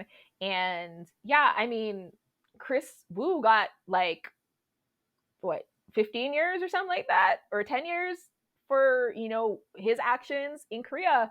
If you are convicted of gang rape, not just rape, but gang rape, you only get 2.5 years of a reduced sentence. And yeah, he's disgusting. If he had an accident in jail, I mean, I wouldn't be mad about it. I'm just saying, my opinion on it, because I think people like that are disgusting. And I hate when people throw God and stuff like that in there, because I guess in this case I assume they're going with Christianity, because it's all about forgiveness. But they forget in the Old Testament that God was really not about that. If you fucked up, you might have had to kill your son. You know what I mean? Like there's a lot of stuff that was going on in the Old Testament that people forget about. They just want to talk about Jesus forgives people and he died for our sins and all this kind of stuff. And I think that gets me really annoyed, because under Christianity, you probably should be dead right now. Like, no, like that's if you go by testament, okay? If you go by the actual word in the Bible. So I don't know. I really am really frustrated that his sentence is so low, and that his clearly he doesn't give a fuck. Clearly his fans in Japan don't give a fuck. Clearly the people in Japan who set this up don't give a fuck. And his mother clearly doesn't care. They're just like, I don't know, it's just another example of like people who commit crimes against women who are able to sort of continue on with their careers. And yeah, there's little hiccups here or there, but they're like, it seems like as long as they have a loyal fan base, they're able to do whatever they want. Whereas, actors who are under investigation end up having to, go to extreme lengths, you know, in the end, because they're just they're just like not, they're under suspicion, they're not convicted of anything, they're not on trial for anything, like there's nothing to be charged at that point. But just the rumor mill is enough to cause people that type of stress and anxiety. And this motherfucker is like, I had such a rough time, guys. Life has been so bad for me. I'm hoping that I'm gonna be here and you guys are gonna help me be my best self. Like, no, no, no, no. It's just another fucked up thing in this world, unfortunately. But yeah, that's my opinion on ass face. And I do love, once again, it reminds me of Hungy from FT Island, which is the group that this man used to be in, when a fan was like, "Don't give up on this man," because I guess they were trying to say that like they still supported him, whatever. The man Hungy was like, "I give up," and that was it. Like, there's no, he's out of the group, he's not in my life anymore, fuck this dude, that was it. And I love that Hungy was just like, this is my feelings on it and I'm sticking to it. So I think that if we had more people, especially men out here, who are just like, no, fuck this dude, you're X, Y, and Z, I think that public opinion would change a little bit more on the acceptance of these people back into like the entertainment space, especially in Korea. Oh my god, you know how many people in Korea have been convicted of things like actual real life altering crimes, and they're literally in dramas at this moment right now. It's crazy. But yeah, that's my opinion on ass face. Anything else? Nope. Okay, what's the next topic? Okay, well, so SM Entertainment has announced that all 8 members of EXO are obviously continuing group activities under S, and but obviously some of the individual members have been signing up at different companies for their solo activities, and that includes Chen and Xiumin, who are going to be joining Baekhyun at his new company, INB100. And according to a press release, apparently that company will be mutually cooperating with SM Entertainment. So something where they're going to be working together. And yeah, and then also EXO CBX have their own company for individual activities, plus DO with company Susu. So yeah, I mean, this is kind of coming on the heels of Blackpink and their whole thing with YG, where they're all doing their own thing as far as solo work outside of YG. So this is definitely something that's become more popular, and it's definitely kind of a feeling where idols don't seem to be as beholden to their company contracts anymore like it used to be with SM. Like the contracts were written in blood, and there was all this blackmail and everything going on. Now they're willing to bend a little bit more to at least keep the groups, you know to keep them together for occasional group activities. They're willing to give them more of what they want, to at least have them be together for anything this SME may want. So anything to say on that, Nat? Uh, no, I'm really happy to see that they're thriving. And I feel like once you work hard enough to a certain extent, it's great that you're able to sort of call the shots in this sense. And obviously, the third gen has really opened the door for like people to have their own companies. Obviously, second gen has done it too, and first gen with Shinhwa and stuff like that too. But I think that after GOT7 really, like when they got all their masters and they opened their own company for their group, and they like did their own comeback and had a tour. Like I think they really started that momentum for other groups like that were third gen and younger to do the same thing and to sort of have a hand in their own destiny. And I think that's really cool because I mean, obviously there's a benefit for being with a big group, and they are still technically with SME for their group stuff. So EXO, they still have those connections and things, but yeah, I'm really excited to see what this means for them as CBX and obviously as soloists now as well too. I'm sure that me is not going to miss the protest trucks that people were sending for Chen. I'm sure that they will not miss those trucks. So yeah, we'll we'll see what happens with EXO, CBX, and them as soloists. Anything else? Oh, on that, the protest trucks, there was something recently where somebody had posted on Twitter a video that Wendy did about Yeah. the protest trucks. Did you see that? Where she was like, they didn't like something where she said to fans that they didn't need the protest trucks, or was like, we can handle things ourselves. Like, and there, Yeah. people were talking about how the whole thing with the protest trucks was just basically getting out of hand. Right. Yeah, and she did say like we're guys, we're fine. Like Red Velvet, and us as a group, like we're okay. We can take care of ourselves. We can handle ourselves because they've been in the industry for long enough. It's kind of like what she was saying. Uh yeah, I mean I get it, but also I like also, uh-huh. sorry, I just want to jump in and say, I imagine that protest trucks are like really embarrassing for the hire.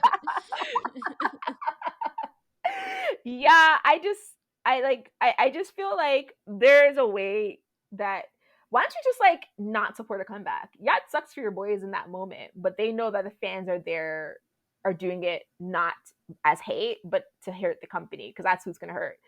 Especially when they're from companies like SME and JYPE, where they get paid regardless of what happens with this album. You know what I mean? Like, I don't know. I kind of feel like it like every sort of like it's like every problem in the world is sort of trying to be solved with a further capitalism. Like you have this capitalistic problem, so you're gonna fix it with more capitalism. That doesn't work. It's stupid. I don't know. That's just my opinion on the protest trucks. That and like the protest trucks slash the birthday messages and promotion, whatever. Like whether it's a truck, it's an ad in a subway or whatever. Like I don't know. It just all of that seems very unnecessary. Just and ridiculous. I guess it makes the idols feel good though when they, not the protest trucks obviously, but like the happy birthday ads in the subway and stuff like that. So I guess I can see the benefit of that in the sense, but like I don't know, just give them a check. Like why are you doing all this stuff? Just hand the money directly to the idol and leave it at that. But yeah, sorry. I don't get them. Anyways, yeah, what's the next topic? Okay, so Brave Entertainment, who is the agency of the former Brave Girls, now BB Girls, Yes. has announced that they are debuting a new four-member girl group who will debut in the first half of 2024. This will be their first new girl group since Brave Girls debuted in 2011. And they announced that the new girl group is going to be called Candy Shop. According to the agency, Candy stands for Catch and Draw Youth, while Shop represents the space connecting the Candy Shop members to their listeners. Why? Why are they doing all this? Wait, can you repeat that? Yeah, Candy stands for Catch and Draw Youth, while Shop represents the space connecting the Candy Shop members to their listeners. Now, what did I tell y'all earlier?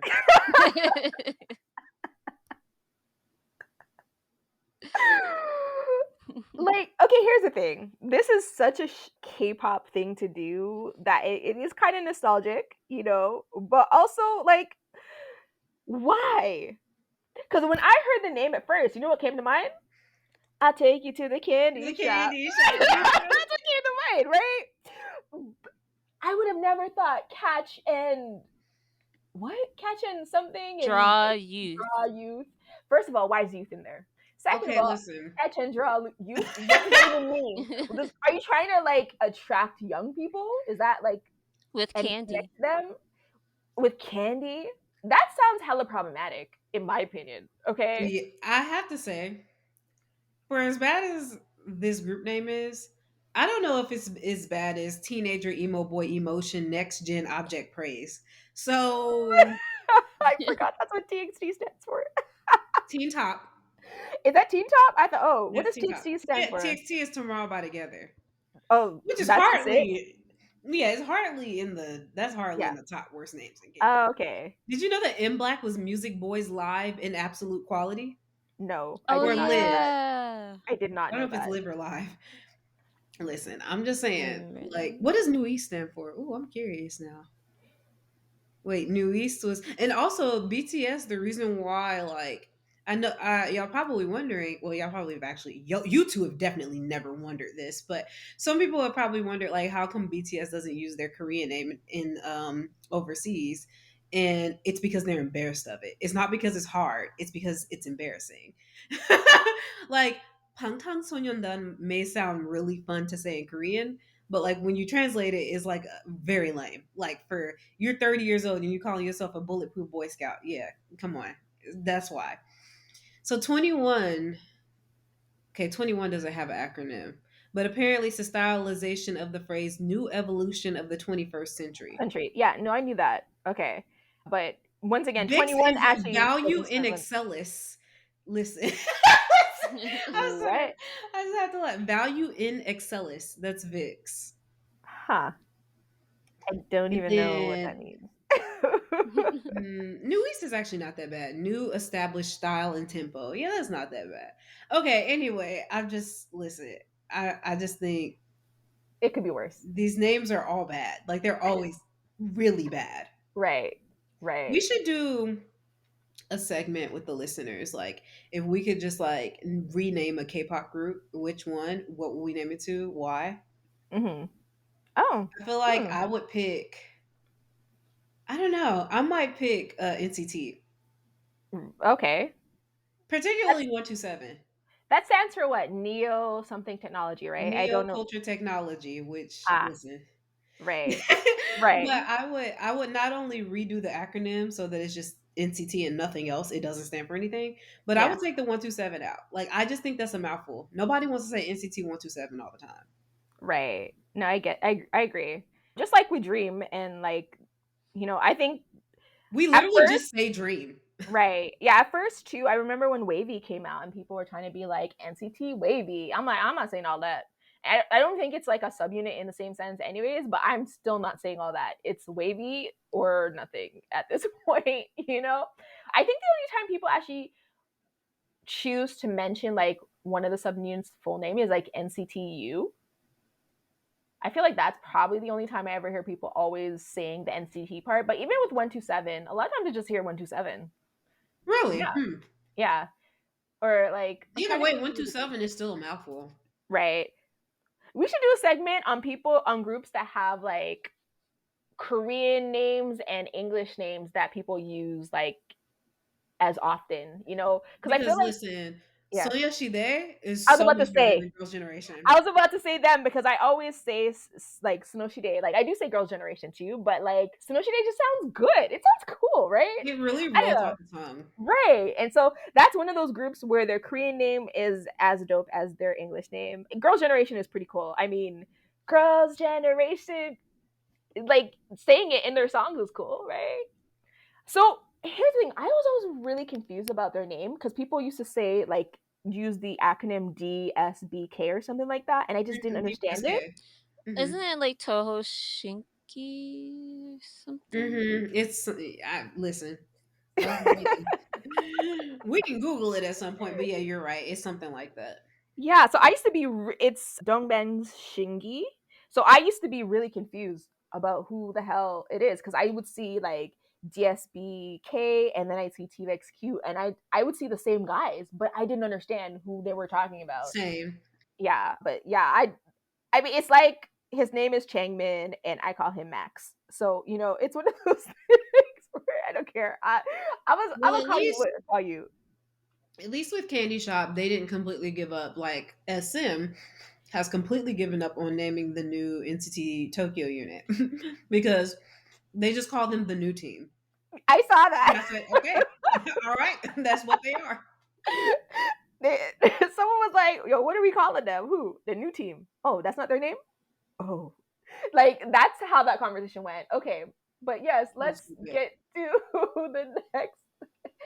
Haechan. Okay, yeah, let's get to the next one. So NCT's Haechan has been fined for indoor smoking. There's apparently a behind the scenes dance practice video for Be There For Me on Yep. the group's official YouTube channel. And in the video, Haechan was allegedly captured smoking an electronic cigarette in the indoor practice room. And SM Entertainment basically released a statement confirming that he did have an e-cigarette indoors and that he intends to pay the fine from the health department, and they apologized for his irresponsible behavior. I'm a little surprised. I mean, as much as smoking is prevalent in South Korea, So that prevalent. Yeah. they would even be like an indoor like smoking, like a ban on indoor smoking. I just kind of assumed that it wasn't as prevalent there, but yeah, not surprised to hear of another idol smoking. Surprised they got fined for it though, but It was Listen, hella I want to obvious say, in the video. is it? I want to see it. Okay, now I want to see it. Yeah. The first thing I want to say is don't smoke, please, especially indoors because people can't escape your smoking. Right. Secondly, I want to say it's kind of wild that South Korea has a law that they can fine you inside of a private establishment. Like that's kind of crazy. If you think Right. about it, that's a private building, so that's like a crazy law, and it makes me wonder. Y'all have laws for this, but not all the other crimes. Okay, and then I also want to say that. Well, I want to see the video, but it must have been real bad and real obvious for SM to confirm it because I just It was actually hella up, and because you know what too, it was because he was like in front of the mirror, with the dance practice. So it was so odd. Like when I saw it, I was like, "Oh, hey Chan." That did was you put my the link in reaction. there? Sorry. Oh, I thought you were putting the link in there. I wanted to see. Okay. Oh no, no. I like it's one of those things that came up like I think a couple weeks ago. Got Like it's it. not like really new news, but yeah, I was Okay. just like when I saw it, I was like, oh hey Chad, because I like that. Clearly, you should not. Whatever is in your hand, you should not be doing that indoors or on camera. But especially Yeah. since he's like taking a break for tonsillitis. I'm like, are these things connected at this point? Like, Right. They seem pretty connected. And you know what? right. I wanna say something real quick. I want to go off on a little bit of a diatribe because first I want to say singers should not be smoking anyway. Mariah Carey already done told y'all. Mm-hmm. She takes very good care of her vocal cords. And she said how. And smoking was not a part of that regimen. And then I want to say that vaping is a real problem. Like I think that people who vape are straight up addicted to vaping. I'm not even joking. Like I think it's an addiction. And I think there needs to be a reevaluation of the DSM to somehow get vaping in there because people who vape will do anything to be able to vape. And it reminds you of like people who are like addicted to like, stuff like quote unquote hard drugs. And I don't know. That's just been my personal like perspective and things that I've seen. It's a very serious epidemic that's like sweeping over Gen Z. Yeah, they need to nip that in the bud. Also, last thing I want to say is when you Google Haechan smoking, the very first article says NCT's Haechan accused of smoking. And I don't know why that's so funny. Because it's such a crazy thing to be accused of doing. You know, like that's why. It's like Hey Chan, NCT Hey Chan accused of drinking alcohol. Like, okay. Like, I mean, the problem is that he's doing it indoors. That's the Indoors, problem yeah. here, right? And obviously, like, he was caught on film and he's an idol. So like those there are different like nuances to the story. But yeah, it's kind of a ridiculous thing to kind of have a scandal for. You know what I mean? But also, It's like, just I agree. I think that because there's money City had obviously from like white people now, especially with like vaping and weed. I think it's gonna go the same way as alcohol, basically, where it's just gonna be like not a problem. You know what I mean? Like, like people in the world are addicted to alcohol, but it's not a problem to a lot of people. Like, that's a good it's point. just the way of the world. So I think that's the same kind of thing here, unfortunately. But yeah, hey Chen, take care of your voice, babe. Please, please, we need it. All right, what is the next story, Ash? So, a 49-year-old woman was sentenced to 6 months in prison for repeatedly stalking Rain and his wife, who's an actress, Kim-Tae-hee.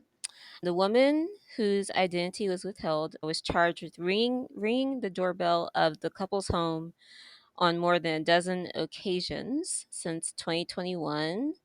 She received 3 misdemeanor warnings from the police. Then she was eventually indicted in late 2022 on stalking charges after ringing the couple's doorbell again. So she has the 6 months in prison, and she's also ordered to undergo 40 hours of treatment programs for stalking perpetrators, citing concerns about the possibility of her reoffending. So, yes, Rain and his wife had a stalker.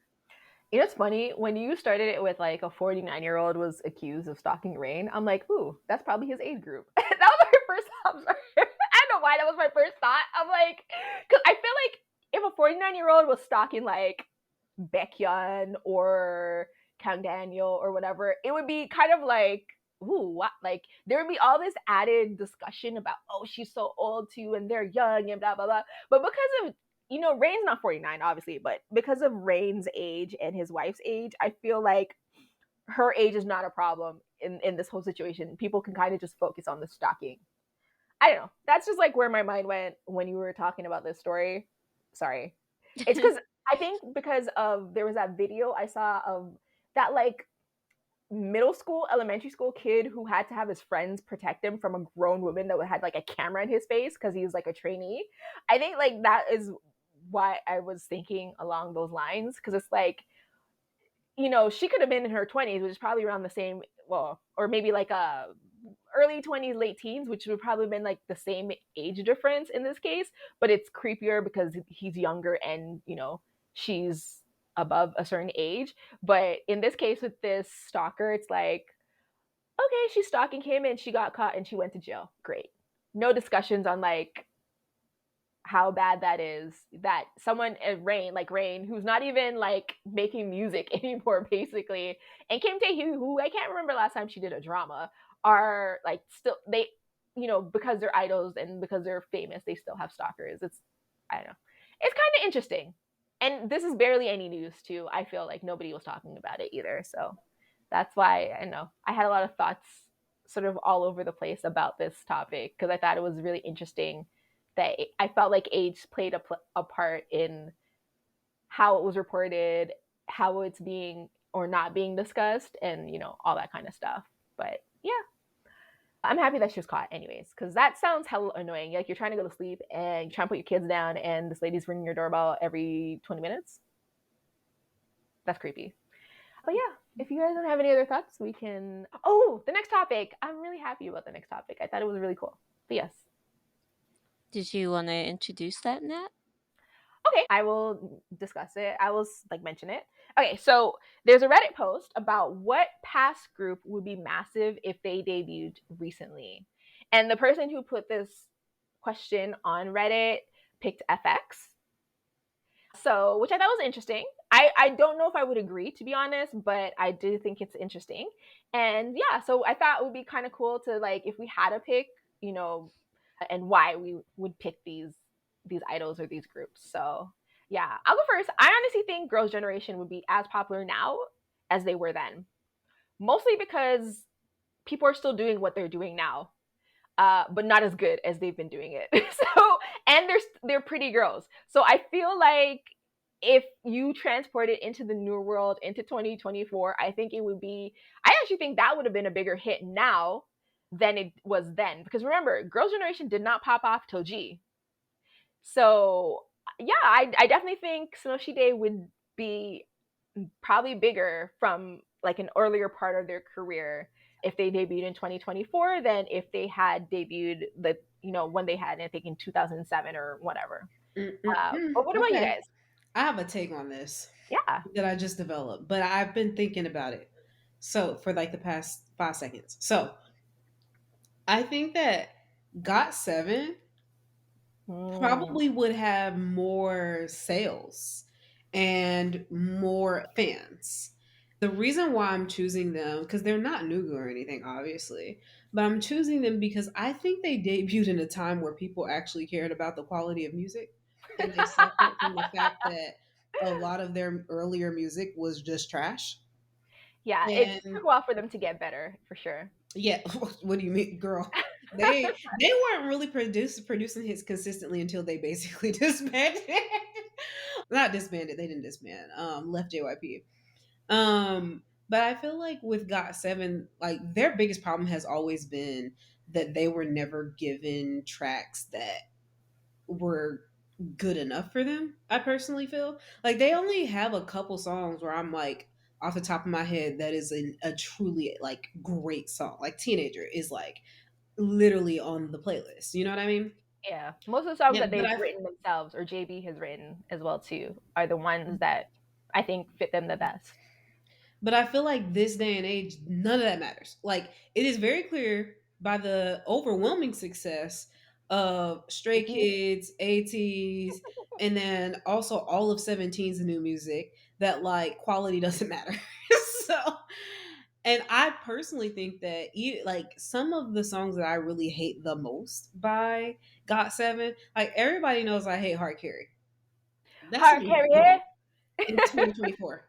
That song would move units because in It 2024, would. the only thing that matters in K-pop is that you have a random group of boys from a random assortment of Asian countries or who have Asian ethnicities or Asian heritage, even if they are not from an Asian country, and that they are somewhat entertaining. And we all know that Visual 7 are extremely entertaining. I personally feel like their variety was single-handedly the thing that was like keeping people interested in them for a while Right. until they started making more like better music consistently. It's like a mixture between their variety and the fact that they're like they are talented. They all have a talent. I mean, okay, there's one person where I'm gonna be honest with you. Y'all gonna Yeah, hate me for saying this. There's one person where I'm like, he literally got in that group because of nepotism. He's a legacy.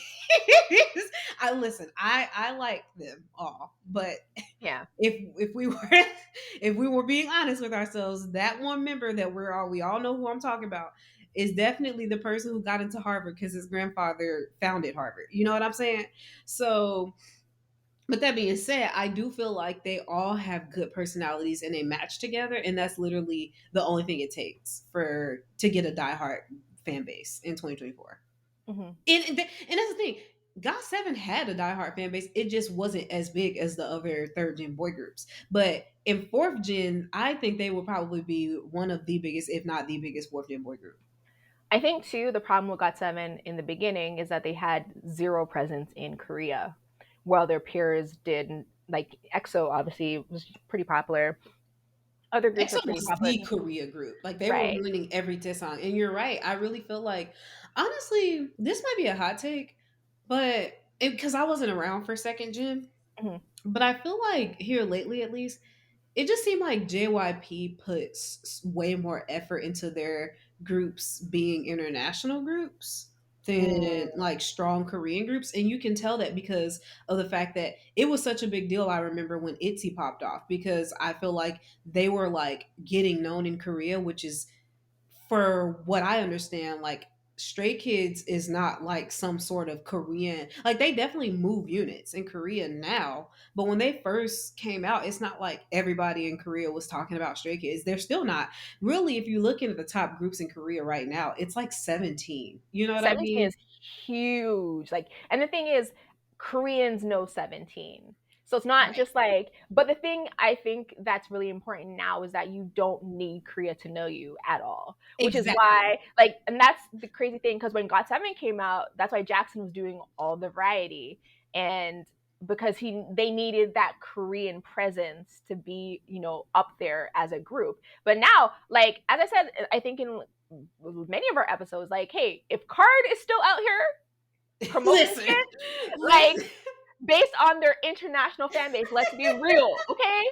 Anybody, like all the groups, all of our favorite groups that disbanded from not having Korean presence in like the second gen and stuff like that, they would have definitely had a bigger chance and a bigger platform now than These they did days, there, all you for need sure. is a single 12-year-old with internet access in Indonesia. And listen, Ah, listen, you will pop off. right. That's it. Oh, I'm done. okay. What Ash. about you, Ash? So I think that this group been would have had a second wind that would have done better had that have happened later. And I think that group is the Wonder Girls, but I'm m- putting that this is their band unit, not the Oh, original group. when you were talking, I did think the band unit would have definitely stuck around a lot more. Like if they had dropped "Why So Lonely" first, I think they would have lasted longer too, because that was a huge ass hit. Whereas "I Feel You" and "Reboot" was not as much. Yeah. And I think that, with JYP focusing international and having more experience with that now, that they would get more international attention for the type of concepts that they're doing. Because there's still nobody doing that. Like, no girl groups Right. that are doing, you know, a band concept, like a true band concept. AOA Black did it, and then everyone told them put on that mini skirt and cut your hair short and act like a cat, and that's when they blew up. They had the sexy concept because they had a real band concept, AOA Yeah, Black, but nobody cared for it. So yeah, yeah. sucks.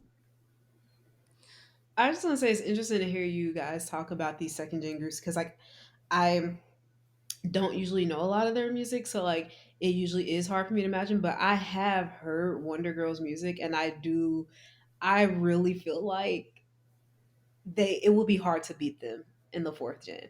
Like genuinely speaking, I just feel I don't know. I feel like the even though we've said this before that the fourth gen is really being ruled by girls right now, Mhm. I feel like the girl groups that are out there, I cannot explain to you why they're popular. Like New Jeans, it perplexes me. I'm not saying they don't have good music, but it's not that good for them to basically be like the new Twice. You know what I mean? Where it's like they're just a wall.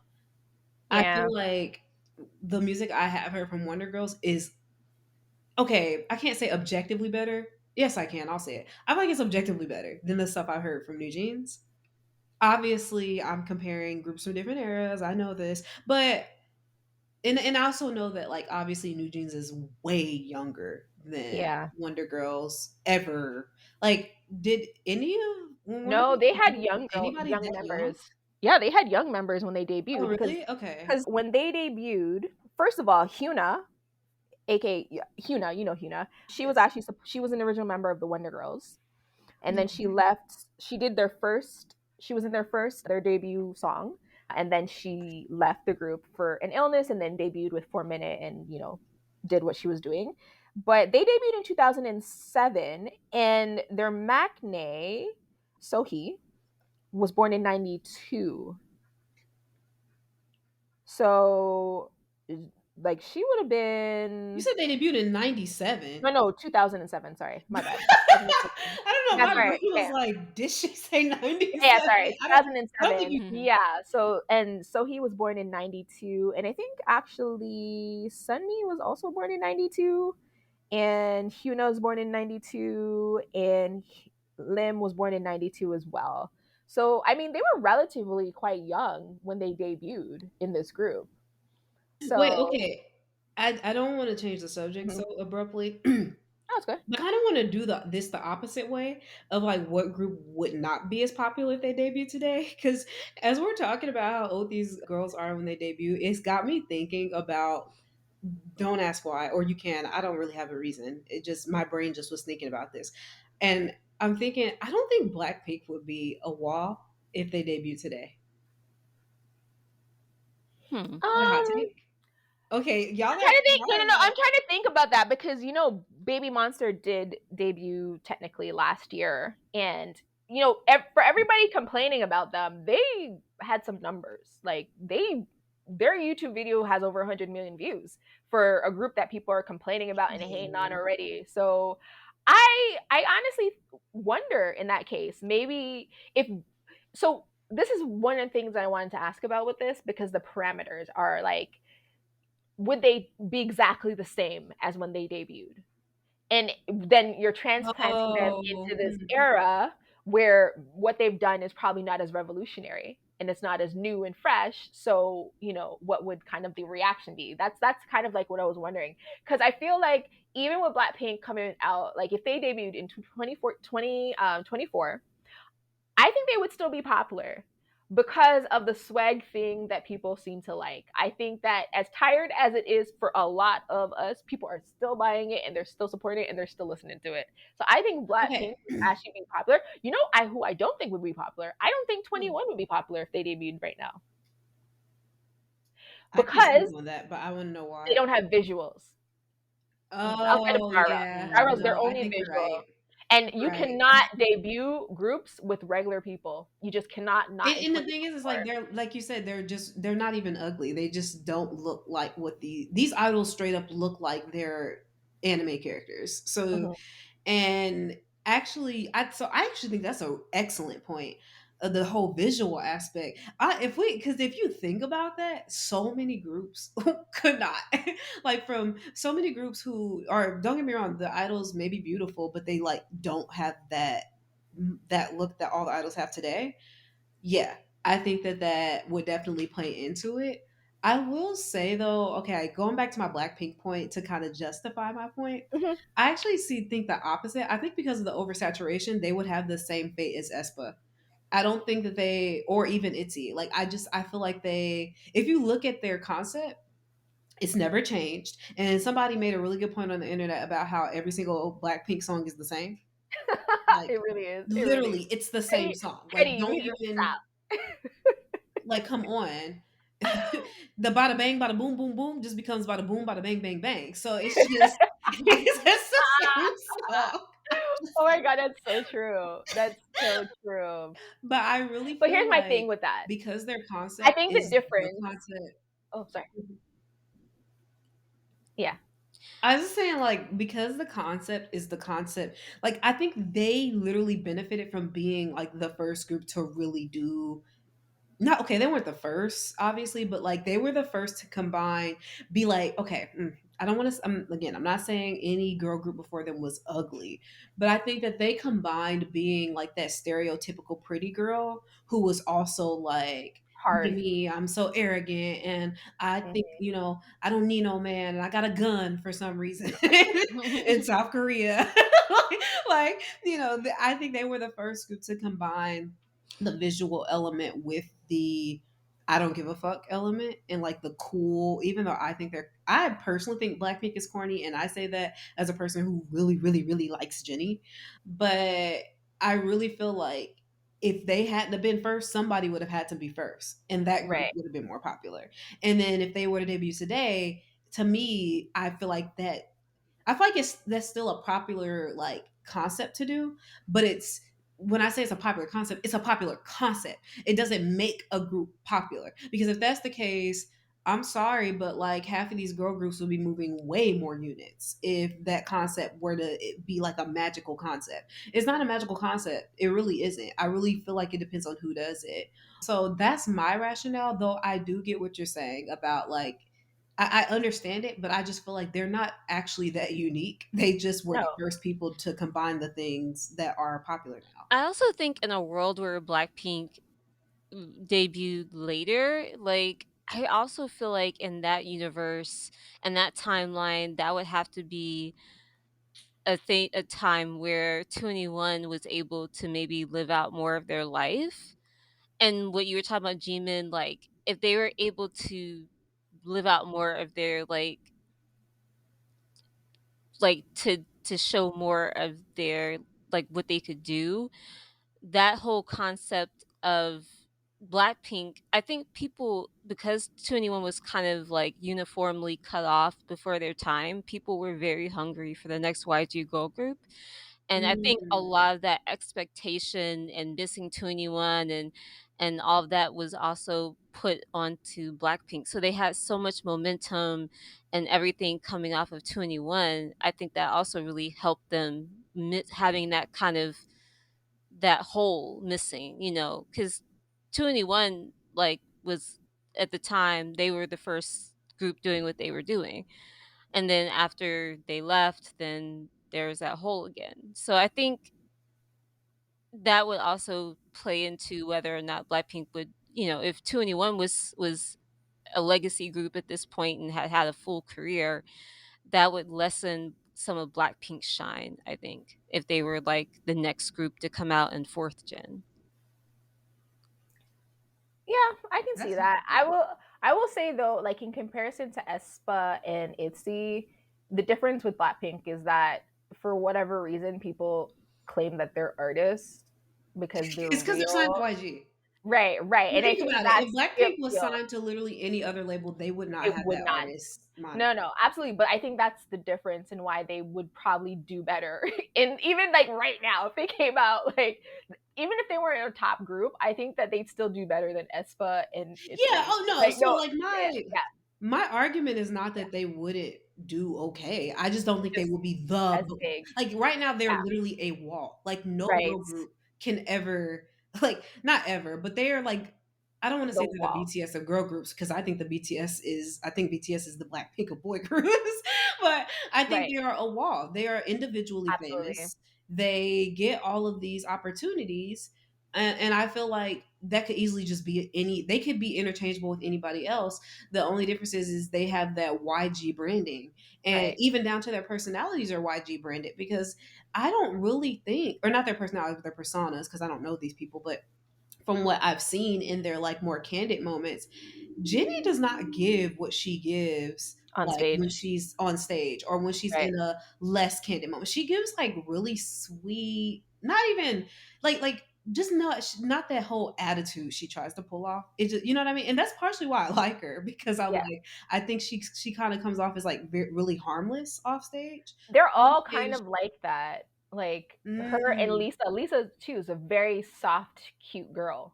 That's how she got popular in China, being cute.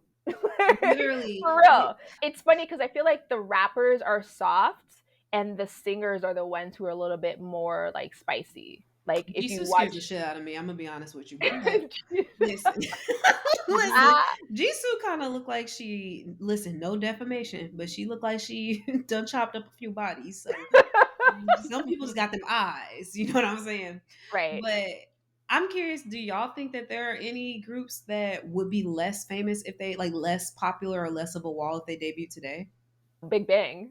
Yeah, I Like was gonna say if that. I didn't want if to be you the one though. like, if they were dropped their debut song now, they would be laughed out the streets because what like What's their debut song? How's it go? sorry, I'll honestly I kind of try not to think about it. I'm not gonna lie. I honestly skip to Haru Haru because like I love that song, but I don't they even. debuted with Lies.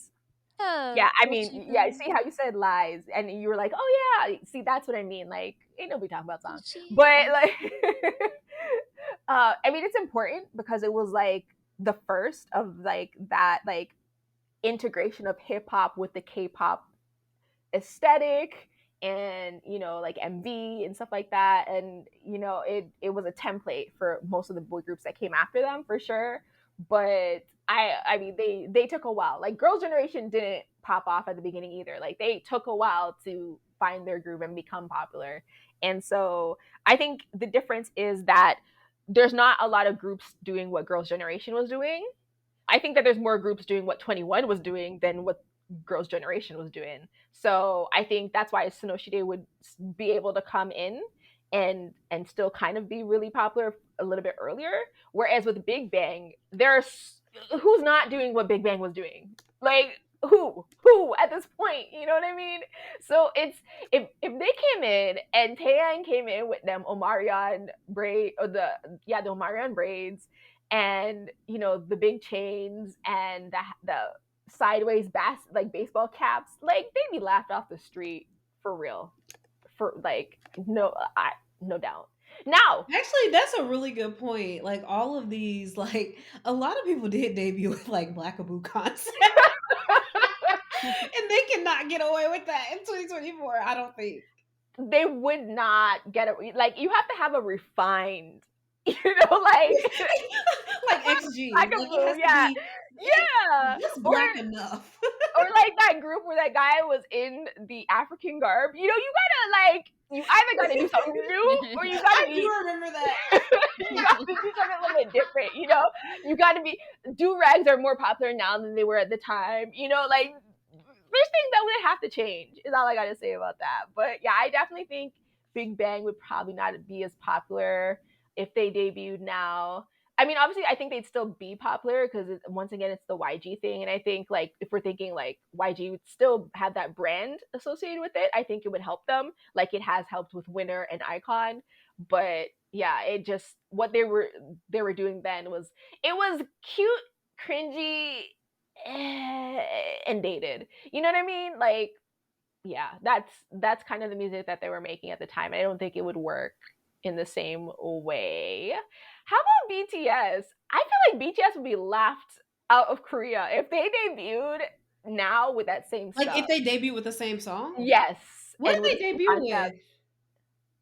I don't know what I can't remember the name Let me of their see. debuts. I just remember their show and how they looked, and that's kind of No what More I was. Dream. No More Dream. Okay, with those outfits, they would definitely be laughed off the stage. But if we're assuming that it's updated for like 2024 style, That's true. That's I true. feel it They, would just keep the song. yeah. Okay. Interesting. I think You know, honestly, I think they would just be underwhelming. Like I think people wouldn't yeah. care about it. It's kind of like because No More Dream, if you've ever heard it, it sounds kind of like something Extraordinary Heroes would do. That one Oh, group that's like yeah. a rock band type, Yeah. and Mm. so I don't think people would even pay attention to it. People would just be like, "Oh, they're just knocking off TXT." TXT paved the way. And once again, I think well, actually, they might be a special case because I think like they're not, in my opinion, and this is no shade, but they're not like a visual group. You know what I mean? Like we talk about BTS. Visual Seven, but BTS is not a visual group. They're not a Well, that's visual. not. I don't think anybody would disagree with that except for Army. So Okay, true, true. So I think that would hurt them a little bit as well visual, I in have to 2024. disagree because I honestly think, and listen, Yeah. no shade. I think as long as he's Asian and performing, there is someone in the world in 2024 that will stand him. I truly do feel like there are Okay. so many Korea boos that You're they will right. get stands. Like You're it right. literally doesn't matter how he looks. It's different for girl groups and boy groups as well, because boy groups can get away with not having visuals Mm-hmm. Mm-hmm. or Girl quote groups unquote. cannot. That have you Yeah, noticed that like every single girl group that debuts, their face all looks like the prototype. they Whereas got boy groups, you got to do some, you know, it's a yeah. lot more searching before you find like the true visuals. Right, right. No, that's true. That's true. Okay, Yeah, we're well, mean. I mean, we're not being mean. Like, okay, it's not our fault. Korea has Like crazy weird visual music like standards. Yeah. standards. Like, it's not, and that being a visual is actually like your role. Look at Felix. Okay, it's not our fault. Okay, Leave we're Felix alone. You've been picking on him lately. I don't know what he does. I'm sorry. Like every time I see this man, I'm like, what do they Listen, do? listen, you may not know what he does, but he does it successfully, and it's the only thing that matters. You're right. I'm sorry. I'm gonna lay off Felix because you know what? He's making money. So hey.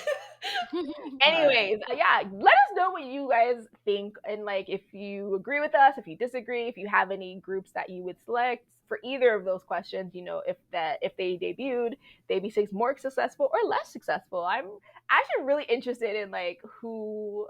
Like I think there's a lot of groups in the second gen because second gen was overflowing with talent. I think there's so many groups that didn't get a shot who would probably have lasted long, like Dao Shabbat, Nine Muses, shoot, Rainbow. Rainbow. Yeah, I think that there's a lot of groups that like just never really popped because you needed more Korean acceptance at the time, and like the market just wasn't there for them. So I don't know. I just think they would have lasted longer. They would have lasted as long as like Card did, or they would have maybe had a surprise sleeper hit like Brave Girls. So I don't know. It'd be interesting to see how that works. But yeah, Okay. Well, the masses voted and they decided that the most popular Korean food outside of Korea is, well, before I say that, it was 9,000 people living in 18 major cities across the world. It excluded anyone of Korean descent, surveyed people in New York, Toronto, Paris, London, Beijing, Tokyo, Bangkok, Dubai, and the United Arab Emirates, and Rio de Janeiro. Wait, but Dubai is in the United Arab Emirates. Oh, oh, I said that as No, two no, no. separate This is things. not a problem with you. This is the person who wrote the article that doesn't know the difference between a city and a country. Oh, okay. I Well, mean, is there another Dubai that they were trying to differentiate it from? Dubai, Texas. Right, right, right. well, we know where Dubai is. That's funny. So, 16.5% of the respondents said their favorite Korean food was Korean style chicken. And 16.5? I thought it was like 28%. oh, Is 28. Well, oh, no, 16.5. So there was Korean style chicken. Hold on. Yeah, no, it is 16.5% said that. Below, it's like multiple items. So people who picked fried chicken also picked like the sides, I guess, or stuff to go with it. So that's why the Okay. percentages are higher. I think that's whoever wrote Um, this article did not do a great job of it. I'm sorry, it is confusing. But basically, the most of the people picked Korean style fried chicken.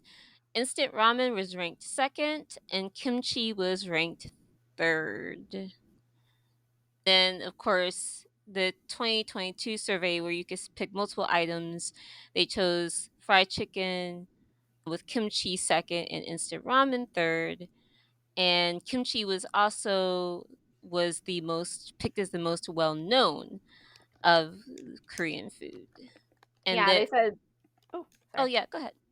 No, sorry. I was gonna say like yeah, it's interesting that they said that kimchi was the first dish that came to mind, but it wasn't their number one choice. Mhm. But I also thought it was really interesting that bibimbap was came in after those options, and then Korean chicken, I guess not fried, just regular like marinated chicken, then bulgogi, and then Korean barbecue. Wait a minute, ain't So bulgogi meat? Okay, oh, I guess yeah, it's just and meat. Yeah, bulgogi is it's I feel like it's strange that okay, I shouldn't say it's strange. It's interesting that like bulgogi is different from Korean barbecue because right. bulgogi is just grilled meat, which is what Yeah. Korean barbecue is. Well, I guess no. I guess It's not well, the grilled meat, it's like fried hot meat. well, the Sorry, go ahead. fried chicken is like battered and stuff. So I guess maybe that's why they're differentiated it because the like bulgogi is like marinated more so, and it's like slices that are a little bit thinner that you put on the grill. So maybe that's why they differentiated it. But then what changes? Yeah, I guess it's they're considering bulgogi because it's usually meat. It's usually Like beef, ground even beef. though yeah, it's usually beef, but they it can sort of encompass all meats. It's just kind of like the style. So it's kind of interesting that they had Korean fried chicken and then they had Korean meat or Korean chicken, I guess, just marinated, and then they had bulgogi. Like that's making my head hurt because I feel like there's so much overlap with that. But okay, Hmm. okay. So yeah, I was like debate. Do you think Korean fried chicken is the best Korean food? It's really I don't know, good. Nat. It's like definitely like top. Yeah, it's It's like really one of good. my top Korean foods. I love Korean fried chicken. I like, but then again, I've only had it from one particular place, and I feel like in order to say you really love something, you have to have it from multiple sources. You know what I mean? Like to know Right, that the food itself is good and not just the cook. The chef is really talented. With that being said, I have had Korean barbecue from multiple places, and I feel like you can't count Korean barbecue as like a meal because it can mean right, a bunch of stuff. You know what I mean?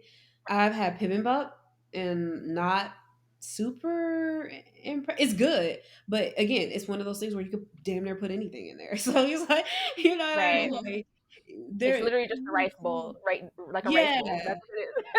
I feel like all the popular Korean food over here is like just different, very like it's very varied. It's not like a dish. So like for example, it's not like jjigae, which is a dish. You know what I mean? Mhm.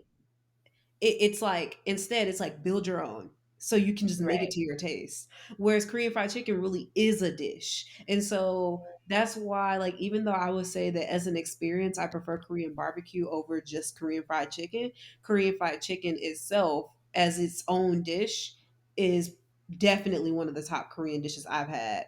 And it definitely beats out tteokbokki, it beats out ramyeon, it beats out damn near anything like cold noodles, chajan.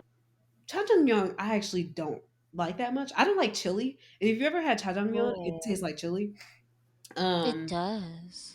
yeah, because it's just bean. It's like bean juice, noodles dipped in bean juice, basically. mm, So that's what I mean, right? I've never had. I mean, sorry, I've had fish cake. I've had, and once yeah, again, Korean fried chicken is single handedly better than all these separate dishes. You see what I'm saying? yeah. It's even better Hmm. than kimchi sometimes. To be honest with you, but I Mhm. will say I've I've never had Korean like I've had good Korean fried chicken here, not gonna lie, and I do think it's delicious. But I think the best Korean fried chicken I ever had was actually in Korea. So for me, when I think about food here that I like, bibimbap is actually my favorite. Like there's this place that makes it. I don't know what they put in it. It's crack, but it tastes so good. And I've had it in other places too. Actually my favorite Japanese barbecue place has bibimbap as an option, and it's delicious there too. I've had it warm, I've had it cold. I love it. Obviously, I don't have it with the egg because I don't like eggs, but I've never had bad bibimbap here or in see, Korea. So that's I my feel like first choice. I don't know if it's just because like the place that I had it from, Mm, or if it's like again too, it's like also where are you in the world, right? So it's like right. I live in the United States, and my personal opinion is you can get the best version of almost any food in the United States from any culture because there's people from every single culture. Right. And also it's better than the UK because UK doesn't believe in food. So I feel like okay, okay. This might be a hot Yeah. take for some people, Right. but I feel Right. like I feel like pizza in America, even if you can get any style, you can get Yes. even traditional style, is better than pizza in Italy. like, listen, I'm sorry. I mean, Like, I've never been to Italy, so I can't say that. I don't I honestly don't know. I will say the food I had when I went to like them European. Well, I went to well, actually, the food I had in Portugal was excellent, fantastic. Some of the best food I've ever had in my life. When I went to Ireland and Scotland and England, one thing I will say, even though the food was fairly generic, yes, they're not very big on spices. Yes, their vegetables were some of the best and most freshest vegetables I've ever had in my life. And this is stuff that you're getting at like a pub. So, I mean, that I would say was like one of the highlights from when I ate there. But also, when I was in New York, I had pizza every chance that I could get. Like, I yeah, was I like mean, don't get me wrong. walking to, American ingredients yeah, are hella genetically engineered. yeah, However, Yeah. yeah, that being said, I don't think to me that usually doesn't impact the taste because if it's fresh, it's fresh. It doesn't matter if it grew in a lab or grew off the ground.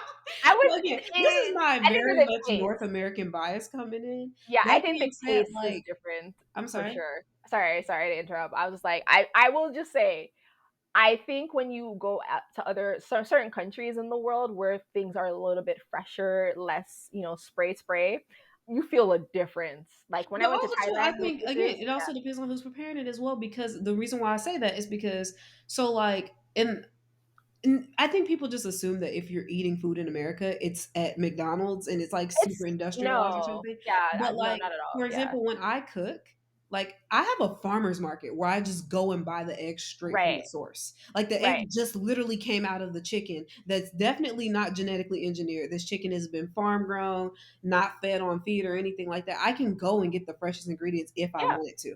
I can eat seasonal based like meals if I wanted to. right. And you can make something of the highest quality. And I don't disagree with the vegetables being the freshest in the UK, but that's because I never ate a single vegetable in the UK.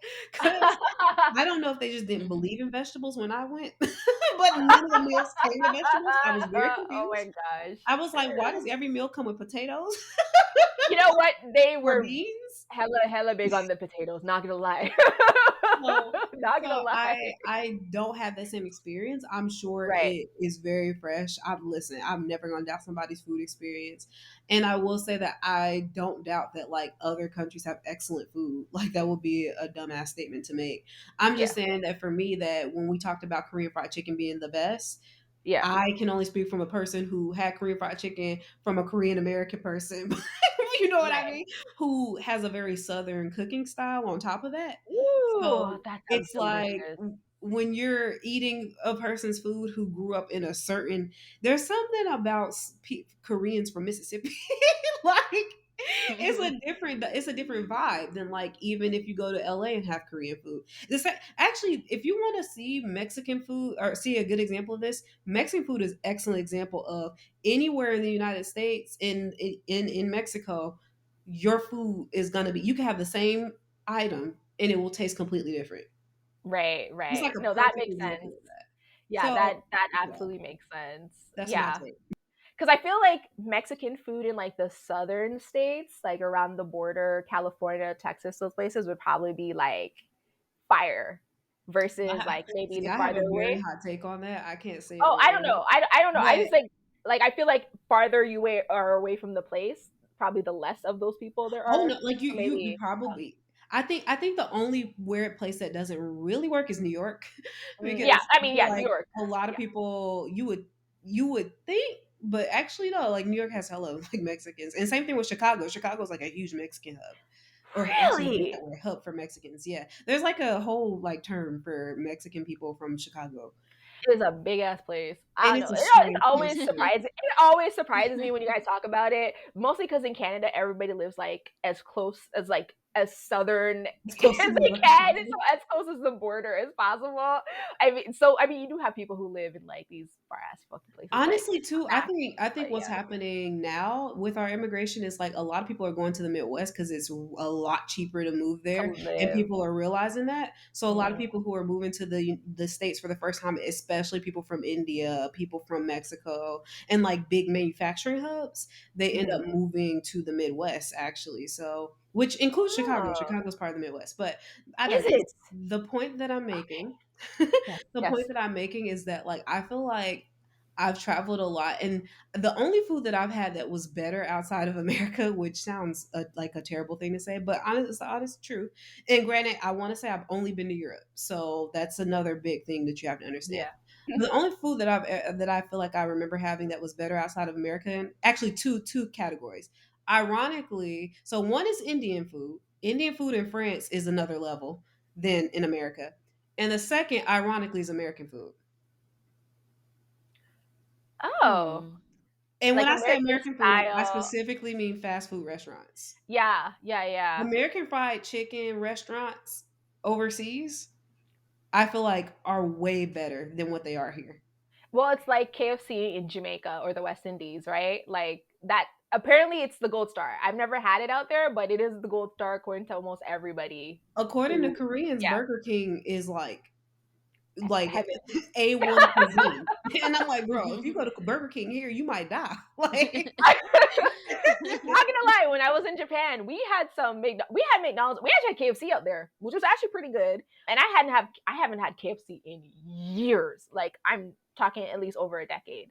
But we had KFC out there. It was pretty fire. We had McDonald's. I only had the fries, but that was actually some of the best McDonald's fries I've ever had in my life. And because when I came back, I was like, let me like maybe they changed what they're doing out here. They did not change what they're doing out here. They just don't make it good in Toronto. That's just unfortunately the reality here. But yeah, I will agree. I've heard a lot of good things about these fast food places in foreign countries and how much better they are and unique because Well, they when it adapt. comes to non-fast food American food, yeah, we got to eliminate that out of every foreign country because there's no reason why when people think of American food, they think of like a hot dog that's been deep fried, wrapped in bacon, and covered in chocolate. Like, no, Ugh. that's not American food. That's just you Plus, having some that's weird like cravings. that's like circus sort of That's not even Yeah, type fair food. Like carnival stuff, fair food. I food. Yeah, feel like Yeah, the it's stuff not that like they think of food is you get at a beyond fair restaurant. food. Like the yeah. stuff Nice. like that Oreo burger from China. At least the fair food in the states is like things that logically go together. You know what I mean? Like you, Yeah, it's like flavors that complement each other. They're not good for you at all. You will die if you even look at it. But it's flavors that go together. Other places be like, huh, what do Americans eat? Let me just put all of that in one meal. yeah, and fair food is supposed to be like not good for you. That's the whole point. Like you're having a day where you're just throwing darts at shit and going on like a Ferris wheel and eating cotton candy. You know, like it's not meant for like it's not a place that you sit down and you actually have like a proper meal. It's a place where you walk with a corn dog. You know what I mean? Or a funnel cake or something. Like it's not supposed to be Right. like a real food place. It's a place where you experiment. You know what I mean? So I yeah, please don't take hints from these like the C Oh my news, god, yeah. these other Stop fairs. watching Please don't. by all means, stop watching Carnival Eats on the Food Network. Stop watching honestly any American Food Network show. Just diners, drive-ins and dives. Yeah.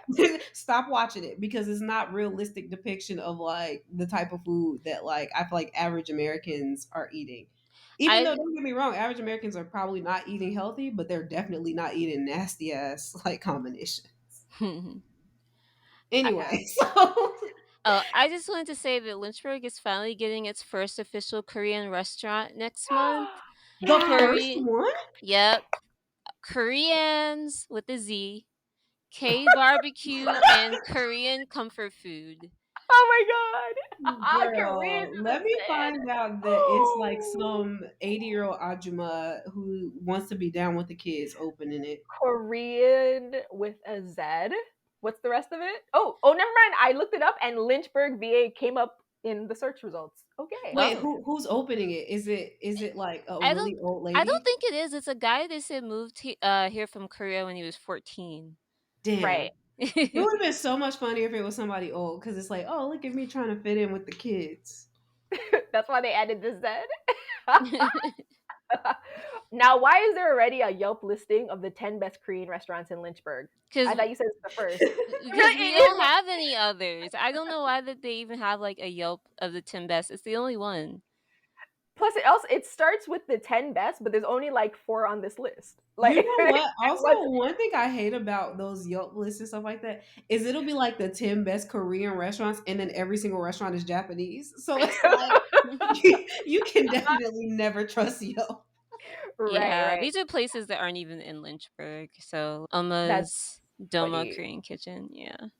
That's so funny. I will also say, just lastly on this, is that it was interesting that Korean style ramen came up here, but then I looked up the brand that I usually get, which is Shin ramen, and it's Korean. I actually never really thought about the brand or like the company or wherever it came from.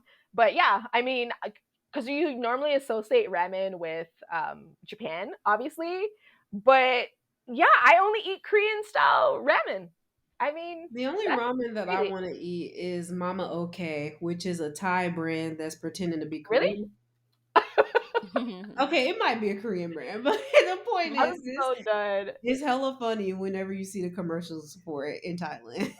No, it does look like it's a Thai brand. It's Yeah, yeah. pretending to Oh, be but Korean. like the style, oh, that hot Korean one looks good though. Not gonna lie. Not gonna lie. Same with the shrimp stir fried. Oh, okay. You know what? This weekend I have to go to the Asian grocery store, and I just like I'm not even trying to be racist, guys. It's literally just the Asian grocery store. That's what's called. And I'm gonna see if they have this. They probably don't I'm because it looks glad like my they mic do. wasn't on. I almost died when you said Yeah, I they probably don't have this, why but do it we'll be see. so uncreative? It just tell you what it is. Okay, I'm Straight sorry. to the point, straight to the point. But yeah, I'm gonna see about that because those Thai ones look kind of fire. Not gonna lie, Mama. Okay, but yes, I just yeah, we should. I would love to do an episode just on like my favorite like Asian food. Like oh yes, That episode would not end for me. I just like a oh lot of different type of cuisine me anyway. too, me too. But so yeah. We should Okay. do a Korean mukbang, but it'll just be like more of an ASMR because we don't show our faces. So it'd I just have be never heard anybody call it an Asmir. Asmir. That's not the first time I've heard that though. It's always that's Yeah. what funny in I my head. call it. So Asmir. Okay, yeah. okay, okay. Ash starting trends. I love it. Yeah, we can do an Asmir. Asmir. That would be Okay. nice. Well, I'll guys. eat the carbonara bacon Mama Okay ramen Mm, because that's a necessary flavor.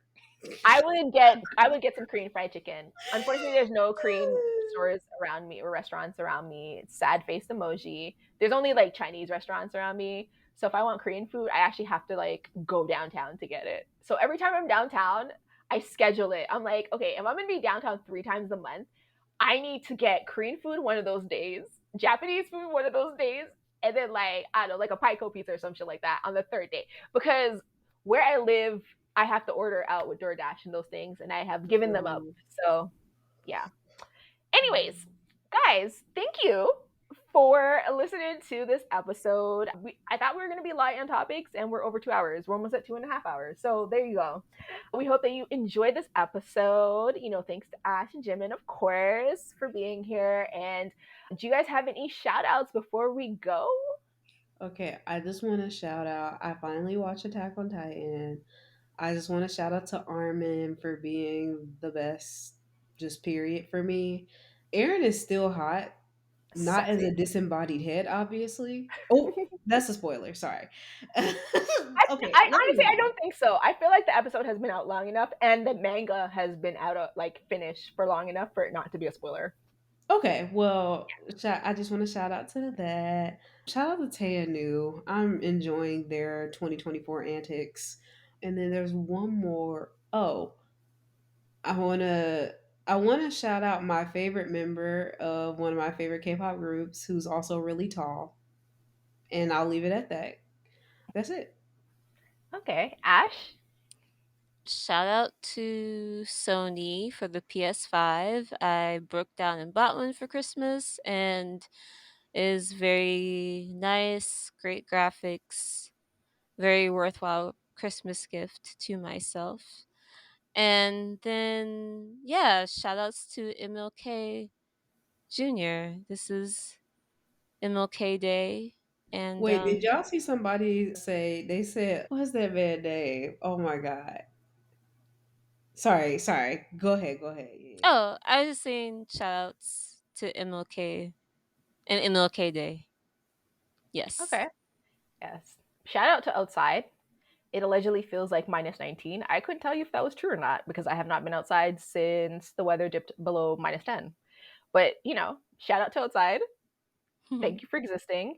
Shout out to Got7. Today is January 15th, but in Korea it's the 16th, and that's technically their 10th anniversary date. Yeah! Because their debut date was on the 16th.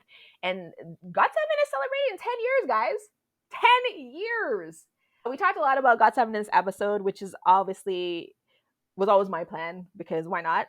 And yeah, I got into them late, but I've always been aware of them, and I'm proud of the guys. They're doing their thing. They're like still out here making music and hanging out with rappers while they're getting tattooed, aka Jackson. And yeah, I'm just like really happy that they exist, and I can't wait for their comeback because we really enjoyed their last album that they self-produced. And I feel like when they're actually back and they're able to do things properly, I think that they will, I think they're gonna, I don't know how competitive they'll be, based on, when they can actually do comebacks and stuff like that. But yeah, I'm just really excited for Got7 and their I was just gonna existence. say that somebody said Happy Jonathan Majors Day, but sorry. Yikes. Wow. On Well, MLK Day 2, let me You tell you know about why they Jonathan said it. Unfortunately. Majors. You know why they said it, right? That man needs to leave Coretta Scott King alone. Okay, he just needs to leave her alone. She's in her grave, like, why am I in this? Shout out to Nene. I haven't. Hopefully, that Flowers of the Dead Moon. I don't know what the one with Leonardo DiCaprio. Lord, Killers of the Flower Moon. There you go. There you. I listen. Which is I based haven't on been a to. true story. So shout out to I have. Lily Gladstone. Yeah, I was about to say. Hopefully, I hope that they do win something, and Lily wins an award and whatnot because I did. I've only seen the white people involved in this. I have not seen a lot of the people of color who were involved in this. So I'm hoping that they get a little bit more press run. And also for The Color Purple, since it is Emmy night. I don't know. No, Color Purple's a movie, No. so it's probably not going to be nominated. But yes. Yeah, Emmys are for TV, but man, that Color Purple controversy is crazy. But yes, you know, definitely and support our girls, Taraji, Fantasia. Actually, I right. love pretty much everybody in that cast. I think everybody in that Everybody. cast is amazing, Hella talented, talented. beautiful, and all the above. Right. Yeah. I also heard that Mean Girls was really fun. I'm not a musical fan, but I heard that it was really campy and just light and fun. So, I mean, hey, you know what? Watch things and enjoy them. Don't hate watch things anymore, guys. Watch things that you actually enjoy from people that you respect and from people of color specifically, if you can. So, that's all I got to say on that. Yay. But yeah, I guess that's it from us, and we will see you later. You can reach out to us on Twitter at Nyan Edizens, at Facebook and Instagram at Not Your Average Netizens, or you can send us an email at notyouraveragenetizens at gmail.com. We have a Patreon. It is $3 a month, so if you have that to spare, please do join us on Patreon, where we talk about everything on there. We watch dramas. We comb Reddit for the most controversial topics to talk about. We're gonna add gaming again now that Ash has a PS5. Woohoo. And yeah, we're gonna have a really, really fun time, I think. So, well, I know we're gonna have a great time. So join us there. There's so many episodes for you to get caught up on that, anytime you're feeling low, you can just listen to us complaining about things. And I think you're going to have a good day. So, but also, if you cannot support us on Patreon, which I totally understand, guys, times baby it's rough, you can definitely, please, don't forget to comment, share, like, you know, let people know what we're talking about and to support us. And yeah, I think that's it. I think we're going to go. So have a good day. Bye. Happy Bye. 2024. Bye.